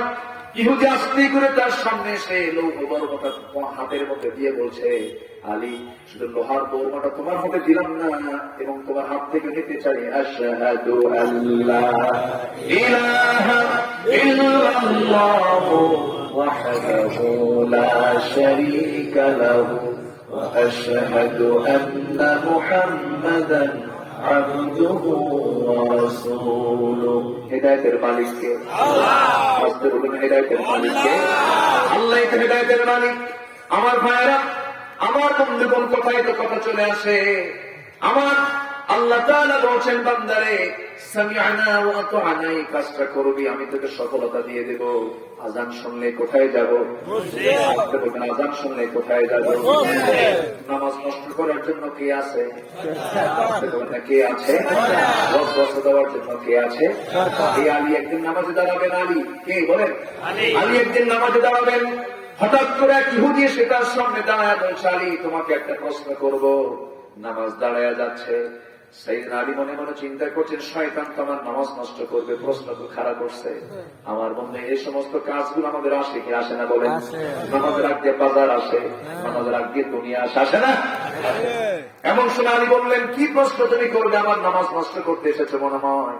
ইহুদের চিন্তা ফিকিরটা এমনই ছিল, লম্বা একটা প্রশ্ন রেডি করলো। কি প্রশ্ন দেখেন, বলতে চাইলে, তুমি একটু বলো তো, পৃথিবীতে কোন কোন প্রাণী ডিম থেকে বাচ্চা হয়ে পৃথিবীতে আসে, আর পৃথিবীতে কোন কোন প্রাণী সরাসরি মার পেট থেকে বাচ্চা হয়ে স্তন্যপায়ী হয়ে আসে? এই প্রাণীগুলোর একটা ফেরিস্তি, একটা চার্ট আমাকে দিয়ে দাও। প্রশ্ন কি এক কথায় না লম্বা? এক কথায় না লম্বা? হযরত আলী বললেন, তুমি আমাকে এমন প্রশ্ন করেছো, ভেবেছো আমার নামাজ তুমি নষ্ট করবে? আমি আলীও কম না। এক কথায় জবাব দিচ্ছে, নামাজ পড়তে হবে। শোনো জবাব, সেটা হলো, যেই প্রাণীর কানটা মাথার ভিতরে থেকে যায়, সেই প্রাণীগুলো ডিম থেকে জন্ম নেওয়া। আর যে প্রাণীর কানটা মাথার বাইরে থেকে যায়, সেই প্রাণীর জন্ম হলো বাচ্চা হয়ে মার পেট থেকে সরাসরি আসা। নামাজে দাঁড়ায় যাই, দেখেন নামাজ নষ্ট করা যাবে না। যদি বলি সুবহানাল্লাহ, এসে উত্তরটা কত সোজা দিলেন। ওই নামের প্রাণীর নাম তো লিস্ট করা দরকার নাই, এখন যুক্তি দিলাম, তুই এখন বুঝে নেই। আল্লাহু আকবার বলেন। আমাদের কান ভিতরে না বাইরে? সাপের কান বলে, সাপের কান। এরকম করে আপনি গোটা সৃষ্টিরাজির দিকে তাকাবেন, সব জবাব আপনি আলীর এই প্রশ্নের জবাবের মধ্যে পেয়ে যাবেন। আমার বন্ধুগণ, এই জন্য আমরা নামাজটা ছাড়বো না, নামাজটা করবো কয় ওয়াক্ত? নামাজের মধ্যে আবার দুনিয়ার কথা মনে হয় না? আজকে খবর না হয় কিনা? নামাজের কথা, দুনিয়ার কথা মনে হয় নামাজের ভিতরে। আল্লাহ বলছেন, কাউ প্রবলেম নাই বান্দা, সৌসিজদা দিয়ে দিছি, ভুল করবি, সৌসিজদা দিবি, আমি তো নামাজ কবুল করে দেবো। তুই ভুল করবি, আমি মাফ করবো। জোরে বলে সুবহানাল্লাহ। একদিন আলীর সামনে একজন এসে বলতেছে, ওরে আলী, নামাজের মধ্যে দুনিয়ার কথা মনে হলে নামাজ কবুল হবে কিনা? আলী বলছেন, না, কবুল হবে না। যাও, নরম ফতুয়া না শক্ত ফতুয়া? শক্ত ফতুয়া মারছে। সাহাবী হতাশ হয়ে চলে গেছে, আমার নামাজ শেষ। রাসূল বলেন, কিছুক্ষণ পরে সে বলছেন, আলী, একটা প্রশ্ন করি। কি প্রশ্ন? তুমি কোন ফতুয়া দিছো নাকি? হ্যাঁ, কি ফতুয়া দিছো? নামাজের মধ্যে দুনিয়ার কথা মনে হলে নামাজ কবুল হবে না। রাসূল বললেন, তাই যদি হয়, এই মুহূর্তে তুমি ওযু বানাও, নামাজে দাঁড়ায় যাও, 2 রাকাত নফল নামাজ পড়লে আমি তোমাকে সুন্দর একখানা চাদর নামাজের পর উপহার দেব। সাইয়েদনা আলী খুব খুশি, বিশ্ব নবীর মতো মানুষ আমাকে চাদর দিবেন। ওযু বানালেন চাদরের লোভে। কিসের লোভে? ওযু বানায় গেছেন, নামাজে দাঁড়ায় গেছেন, নামাজ পড়তেছেন। প্রথম রাকাত খুব মনোযোগ, দ্বিতীয় রাকাতে নামাজ পড়তে নিয়ে সালাম ফিরলেন। সালাম ফেরার আগে হঠাৎ করে মনে হয়েছে রাসূল আমাকে চাদরটা দিতে চাইলেন। মা আয়েশার ঘরের চাদর না, মা হাফসার ঘরের চাদর। এই চিন্তা করতে করতে সালাম ফিরেছেন। আসসালামু আলাইকুম ওয়া রাহমাতুল্লাহ, আসসালামু আলাইকুম ওয়া রাহমাতুল্লাহ। আমার নবীর চোখে আলীর চোখ পড়ে গেছে, আলীর চোখে নবীর চোখ পড়ে গেছে। নবীজি মুস্কি মুস্কি হাসে, আলীও মুস্কি মুস্কি হাসে। রাসূল বলছেন, আলী, মুস্কি মুস্কি হাসো কেন? হুজুর, আপনি যেই কারণে আমিও সেই কারণে। আমার রাসূল বলেন, তোমার ফতোয়া ভুল হয়ে গেছে। নামাজের মধ্যে ভুল হলে নামাজ কবুল হবে, সৌসিজদা দিলে কবুল করবেন কে? আবার ভুল বুঝবো না। আলীর মধ্যে নামাজের মনোযোগ ছিল না তা না, খুব মনোযোগ ছিল। এত মনোযোগী রাসূল বলতেন, আমার আলী যখন নামাজে দাঁড়ায়, সে আল্লাহকে দেখে দেখে নামাজ পড়ে। আমার আলী যখন নামাজ হয়, আর আলীর মতো তোমরা নামাজ পড়বা। হযরত আলী রাদিয়াল্লাহু তাআলা আনহু জিহাদের ময়দানে যুদ্ধ করতে গিয়ে পায়ের মধ্যে তীর ঢুকে গেছে। তীর যখন ঢোকে সহজেই ঢোকে, কিন্তু সহজে বের হয় না। সেই তীর বিদ্ধ পা নিয়ে খুব কষ্ট করছেন, হাঁটেন না, চলতে পারছেন না। রাসূলের কাছে পরামর্শ চাওয়া হলো। রাসূল বললেন, সাহাবীরা, আমি জানি আমার আলী নামাজের খবরটা কি। নামাজে যখন আলী দাঁড়ায়, দুনিয়ার কথা মনে থাকে না। আমার আলী যখন নামাজে দাঁড়াবে, সেই সময় তোমরা তার পা থেকে টান মেরে তীরটা বের করে নিবা। 2 রাকাত পড়তেছেন, সিজদার মধ্যে গিয়েছেন, পিছন থেকে সাহাবীরা তার পা থেকে টেনে টেনে তীরটা বের করতেছিল। গোশতগুলো ছিঁড়ে ছিঁড়ে আসে, রক্তগুলো গড়ে গড়ে পড়ে, আলীর মুখ থেকে কোনো আওয়াজ বের হয় না। সামিআনা ওয়া আতা'না। কি গুরুত্ব দিয়েছেন তারা, আযান শুনেছেন, নামাজের কি মনোযোগিতা তাদের মধ্যে ছিল। আমার বন্ধুগণ, নামাজ শেষ করার পরে পায়ের দিকে তাকায় দেখেন সেই যন্ত্রণার তীরটা নাই। প্রশ্ন করা হলো, বললেন, ভাইরা রে, নামাজের আগে যে যন্ত্রণার তীর নিয়ে নামাজ শুরু করেছিলাম সেই তীর তো দেখি না। সাইয়েদনা আলীর জবাবে সাহাবীরা বলছেন, আলী নামাজের মধ্যে আমরা তোমার পা থেকে টান মেরে তীরটা বের করে নিয়েছি। আলী বলেন, আল্লাহর কসম আমি টের পাই নাই। সুবহানাল্লাহ। আরেকজন সাহাবী, দুজন সাহাবী আব্বাস এবং আম্মার, দুজন সাহাবীকে রাসূল সীমান্ত প্রহরায় নিয়োগ দিয়েছেন। সীমানার পাহারা দিবা। আল্লাহ তাআলা 5 জনকে কবরে কোন আযাব দিবেন না, 5 শ্রেণীকে কবরে কোনো প্রশ্ন করবেন না। কয় শ্রেণীকে? 5 শ্রেণীকে। এর মধ্যে একটা শ্রেণী হলো যারা সীমান্ত পাহারা দেবে। জোরে বলে সুবহানাল্লাহ, সুবহানাল্লাহ। কয় শ্রেণী? একটার মধ্যে 1 নম্বর শ্রেণী হলো সীমান্ত রক্ষায়। আরো 4টা শ্রেণী শুনবেন না? শুনবেন না? এবং এখন চলতেছে 1 নম্বর আয়াতের তাফসীর, এরপরে 2 নম্বর আয়াতে 3টা কাজ। কয়টা কাজ বলেন? 3টা কাজ। আমার ভাইয়েরা, সীমান্ত প্রহরায় নিয়োগ চলতেছে, শ্রী সীমান্ত প্রহরায় পাহারা চলতেছে। আম্মার বলছেন, আব্বাস রে, আমার তো ঘুম চোখে চলে এসেছে, আমি একটু ঘুমিয়ে পড়লাম, তুমি পাহারা দাও। আব্বাস পাহারায় দাঁড়ায় গেলেন। শেষ রাত। মনে মনে চিন্তা করেন, খামাখা দাঁড়াইতে গেলাম, ওযু বানায় নামাজ পড়ি। তাহাজ্জুদের সময় তরবারি ছেড়ে দিয়ে ফেলে দিয়ে তিনি নামাজে দাঁড়ায় গেছেন। আরেক সাহাবী ঘুমাচ্ছে। এমন সময় দূর থেকে শত্রু তাকে তাক করে ফেলেছে। নামাজের মধ্যে একটা তীর মেরে দিয়েছে, তার ডান পায়ে লেগেছে, নামাজ ছাড়েন না। সেজদা দিলেন, দ্বিতীয় রাকাতে দাঁড়ান, আরেকটা তীর মেরেছে, বাম পায়ে লেগেছে, নামাজ ছাড়তেছেন না। ঘুমন্ত সাহাবী, গায়ে রক্ত ফোঁটা ফোঁটা করে পড়তেছে। ঘুমন্ত সাহাবী আম্মার ঘুম থেকে জায়গা পেয়ে বলছেন, আব্বা তুমি কি করো? শত্রু তোমাকে আক্রমণ করে বসেছে। কোন জবাব নাই। রুকু দিলেন, সেজদা দিলেন, সালাম ফিরে বলছেন, ভাই আম্মা, আমি তো অনেক আগেই টের পেয়েছি আমাকে শত্রু আমাকে টার্গেট করে ফেলেছে, আমার পায়ে তীর মেরেছে, কিন্তু আমি দেখলেও আমি দেখতেছি আমার রক্তগুলো ঝরতেছে, তীরগুলো আসতেছে, কিন্তু নামাজের মধ্যে আমি এত মজা পাচ্ছিলাম যেন মনে হলো আরেকটা তীর এসে আমার বুকেও যদি ঢুকে পড়ে, আমি আমার মোহাম্মদের নামাজটা আমি কখনো ছেড়ে দিতাম না। সুবহানাল্লাহ, সুবহানাল্লাহ। এমন নামাজকে সবাই পড়তে রাজি আছেন? এমন নামাজকে সবাই পড়তে রাজি আছেন? আমার ভাইয়েরা, আমার বন্ধুগণ, সেই নামাজ আমরা ছেড়ে দেব না। সেই নামাজ আমরা যখন সঙ্গ 5 ওয়াক্ত নামাজকে সবাই পড়তে রাজি আছি। হাত তুলে দেখান তো। জোরে বলি, ইয়া আল্লাহ, ইয়া রহমান, আমাদেরকে 5 ওয়াক্ত সালাত আদায় করার তৌফিক তুমি আল্লাহ দিয়ে দাও। জোরে বলি আমিন। আরো জোরে আমিন। কয় শ্রেণীর খবর আসার হবে না? কয় শ্রেণী? 5 শ্রেণী। আর এর মধ্যে আরেকটা শ্রেণী হলো যারা আল্লাহর জমিন আল্লাহর দ্বীন কায়েম করতে গিয়ে শহীদ হয়ে গেছে, রক্ত ঝরিয়েছে, তাদের জন্য কোনো প্রশ্ন, তাদের জন্য কোনো কবর আযাব। এটা কার কথা? কার কথা? আরেকটা হলো যে সূরা কালাম, কি বলে, সূরা মুলক, যে প্রতিদিন পড়বে একবার, কবর কোনো আযাব হবে না। সুবহানাল্লাহ। যার মৃত্যু হবে জুমার দিন, তার কবরে কোনো আযাব হবে না। যার মৃত্যু হবে পেটের পীড়ায়, তারপর আগুনে পড়ে, রোড অ্যাক্সিডেন্ট, ইমানি হালতে মারা গেলে আল্লাহ পাক থেকে শহীদের দরজা দিয়ে দিলেন, তার কোনো আযাব হবে না। সুবহানাল্লাহ বলে। শুক্রবার যদি মুনাফিক মরে, তাহলে কোন ভালো হওয়ার দরকার আছে না নাই? আসেন দোয়া করি আমরা। হ্যাঁ, আসিয়ার মেয়েদের আসিয়া বাদ গেছে না? আসিয়া বাদ গেছে। বসেন, ওই ধরেন তো, নাকি ধরেন তো, ধরেন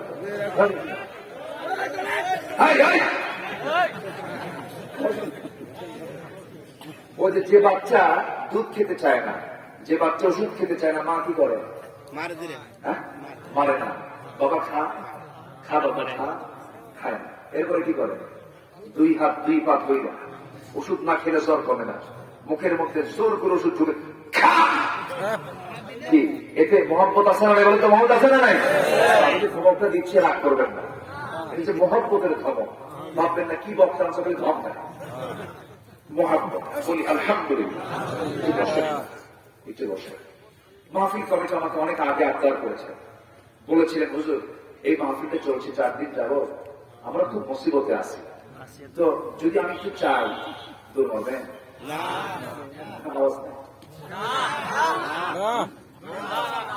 দূর হবেন? থাকবেন সবাই? সবাই থাকতে রাজি আছি তো? জোরে বলি ইনশাআল্লাহ। আমি আর কিছুক্ষণ কথা বলে আমি শেষের দিকে আমি চাবো আপনার এটা প্রস্তুতি নিয়ে রাখেন। এখন যদি কেউ চান তাহলে ভাববো উনি দেওয়ার পরে যাচ্ছে। বসবো, একটু বসে সবাই থাকবো। সম্মানিত ভাই, আমি খুবই আনন্দিত এত বড় মাহফিল 4 দিন আমার চেয়ে ভালো ভালো মেহমান আপনারা পেয়েছেন। আমি তো ভাঙ্গা ছিল মানুষ, কয়েক 6 টাকা আমার গায়ে বসতে আছে। যেমন এলেন কালামও নাই, অনেক ভালো ভালো আলোচক তারা আলোচনা করে গেছেন। আমার আগে দেখেন না আবুল কালাম আজাদ ভাই গোটা গায়ে করে বসত, আমার গায়ে কিচ্ছু নাই। আমার ভাইয়ের সাথে আমার ভাইয়ের কিছু মিল আছে, মিল আছে না? দেখেন তো এই কয়েক 100 টাকা বসতে আছে, যা আছে জিনিস আছে, অতিরিক্ত কিছু নাই। বলি আলহামদুলিল্লাহ। বসেন। দ্বিতীয় আয়াতে আল্লাহ পাক 3টা কাজ করতে বলেছেন। কয়টা কাজ? 3টা কাজ। প্রথম আয়াতে হলো শুনবো, মানবো। শুনবো, আল্লাহ যা বলবেন তাই শুনবো। যে মানবে না আমরা তাকে মোকাবেলা করবো। দ্বিতীয় আয়াতে আল্লাহ বলছেন যারা আল্লাহর আনুগত্য করবে, রাসূলের আনুগত্য করবে, ওয়াকশাল্লাহ, ভয় করবে কাকে? আল্লাহ। তাকে ভয় করবে আল্লাহ। নাম্বার 4 হলো ওয়াত্তাকিহি, এবং সকল গুনাহ থেকে যে বাঁচিয়ে রাখবে, তাকে অবলম্বন করবে। আল্লাহ বলছেন আমি এদেরকে সফলতা দিয়ে জান্নাত দিয়ে দেব। সুবহানাল্লাহ। আসিয়া কি এই ক্ষেত্রে বিফল না সফল? ফেরাউন বলল আমি তোকে হত্যা করব। আসিয়া বললেন করুন, তোর সন্তানগুলোকে হত্যা করব। করুন, কোন আপত্তি নেই। ইবনে কাসির এসেছে মন্ত্রী বৈঠক থেকে পরিবারকে ধ্বংস করার আইন সে পাশ করল। প্রথমে বাচ্চাগুলোকে, মেয়েগুলোকে জ্বলন্ত ডেকচির ভিতরে টকবগে তেলের ভিতরে ফেলে দিয়ে ভাজা মাছের মতো শেষ করে ফেলল। শেষ পর্যন্ত কোলের শিশু আসিয়ার কোলে বলল, ফেরাউন বলল সন্তানটা আমার কোলে দাও। বাবার কোল থেকে নিরাপদ মনে করলো। সন্তান এক চোখে চলে গেছে বাবার কোলে, নেওয়া মাত্র সে নিক্ষেপ করলো সেই টকবগে তেলের ভিতরে। বলছে এবার আসিয়া তোর পালা। আসিয়া মুসকি মুসকি হাসি মেরে বলে আমার তো এই জীবন কিচ্ছু না, আমার সামনের জীবন পড়ে আছে জান্নাতের সেই সীমাহীন, সেই বিশাল সুযোগ সুবিধা। যেরকম কি তীরে তীরে তাকে শহীদ করে দেওয়া হলো। কি তিনি শুনলেন সামিআনা ওয়া আতা'না, কি নবীর তিনি আনুগত্য করলেন। মুসা তাকে দাওয়াত দিয়েছেন, তিনি কালিমা ঘোষণা করলেন। এরপরে কি বলা আলাইহিস সালাতু ওয়াস সালামকে তাকে দুনিয়া থেকে বিদায় করার জন্য কি অভিনব, কি জঘন্য পথ সে বেছে নিল। জাল্লাদকে বলল লোহার চিরুনি সংগ্রহ করো। লোহার চিরুনি সংগ্রহ করে মাথায় লেগে দেওয়া হলো। টেনে টেনে চিরুনি দিয়ে চামড়া গুলোকে নিচের দিকে নিয়ে আসানো হচ্ছিল। গোশতগুলো নিচের দিকে নেমে পড়ছে, চামড়া গুলো নিচের দিকে নেমে পড়ছে, রক্তগুলো ফিনকি দিয়ে পড়ছে। কিন্তু একটাবারের জন্য আসিয়ার মুখ থেকে বিন্দু পরিমাণ কোন আওয়াজ বের হয় নাই। মুখ থেকে শুধু বের হয়েছে লা ইলাহা ইল্লাল্লাহু মুসা কালিমুল্লাহ। শেষ পর্যন্ত আসিয়া আলাইহিস সালাতু ওয়াস সালাম দুনিয়া থেকে বিদায় নিবেন। এমন সময় তিনি একটা স্পেশাল দোয়া করলেন, যে দোয়াটা কোরআনে আছে। যদি বলে সুবহানাল্লাহ। তিনি কি কোরআন দেখেছেন না তাওরাত দেখেছেন? কি দেখেছেন? কিন্তু তার দোয়া কোথায় স্থান পেয়েছে? অবশ্যই সেই দোয়ার মধ্যে কিছু আছে না নাই? আসতে বলবেন না, আছে না নাই? সেই আসিয়া কি দোয়া করলেন আমার ভাইরা যারা শুনছেন শোনেন, দেখেন কি আসিয়া দুনিয়া থেকে বিদায় নিচ্ছেন। তিনি এবার আল্লাহর কাছে ডাক দিয়ে বলছেন, সেই লোহার চিরুনি একদিকে টানা হচ্ছে, তিনি আরেকদিকে দোয়া করছেন রব্বি বিনি ইনদাকা বাইতান ফিল জান্নাহ ওয়া নাজ্জিনি মিন ফিরআউনা ওয়া আমালিহি। জোরে বলুন আল্লাহু আকবার। আল্লাহ তাআলা তুমি আমার জন্য জান্নাতের ভিতরে একটা ঘর, কয়টা ঘর? একটা ঘর তুমি আমাকে দিলে, 20টা নয় 10টা নয়, মাত্র একটা ঘর। কিন্তু সেই ঘরটার মধ্যে হবে আল্লাহ তোমার ঘরের সাথে। আল্লাহ তোমার ঘরের সাথে একটা ছোট্ট ঘর আমাকে দিয়ে দিল, আমি তোমার প্রতিবেশী হয়ে থাকতে চাই। আমাকে ফেরাউন থেকে বাঁচাও, তার অনিষ্ট থেকে বাঁচাও। আল্লাহ থেকে দোয়া কবুল করে নিয়ে গোটা বিশ্ববাসীর জন্য তার দোয়াটাকে মডেল বানায় দিলেন। ও দুনিয়ার নারীরা, ও দুনিয়ার পুরুষরা, তোমরা দোয়া করলে আসিয়ার মতো দোয়া করে দেখো, আসিয়া আমাকে কত ভালোবেসে দোয়া করেছে। জোরে বলি সুবহানাল্লাহ। আমার মাদেরকে আল্লাহ পাক আসিয়ার মতো কবুল করুন। জোরে বলি আমিন। আরো জোরে বলি আমিন। আমরা এই 4টা কাজ শিখবো। জোরে বলি ইনশাআল্লাহ। আরো জোরে বলি ইনশাআল্লাহ। সম্মানিত ভাইয়েরা, এই মাহফিল আজকে কয়দিন হলো? 4 দিন। কয়দিন হয়ে গেল? 4 দিন। আপনি সবাই খুশি হয়েছেন তো মাহফিলের উপর? বলি আলহামদুলিল্লাহ। জোরে বলি আলহামদুলিল্লাহ। আল্লাহ তুমি মাহফিলকে কবুল করো, এই মাহফিলকে কবুল করো। মাহফিলের বয়স কত বছর? 15 বছর। হ্যাঁ, অনেকটা হয়ে গেছে। আলহামদুলিল্লাহ। আল্লাহ তুমি মাহফিলকে কবুল করে নাও, এই মাহফিলকে কিয়ামত পর্যন্ত চালিয়ে রাখো।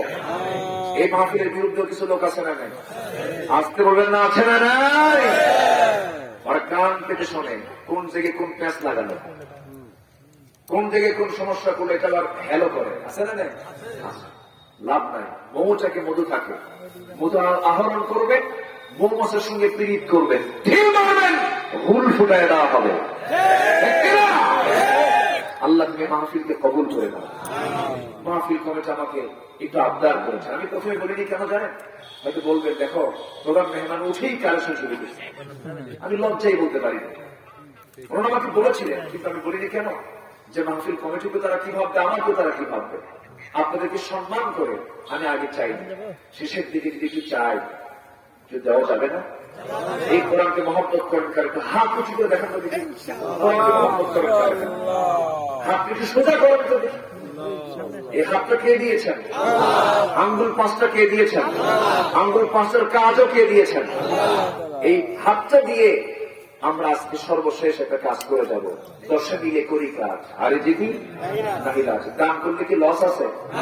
একটু হাত আস্তে করে নামায় নি, হাত নামায় নিয়ে আমরা একটু চেষ্টা করব। রাতে তো আমরা কোটি কোটি টাকা নিয়ে আসি নাই, ব্যাংকে জমা দেওয়ার মতো টাকা নিয়ে আসি নাই। নিয়ে আসতে হয়তো কিছু 10 টাকা, 20 টাকা, 50 টাকা, 100 টাকা। সবাইকে দিতে পারবেন না? যদি কারো না থাকে আপনার পকেট থেকে নিয়ে নেন।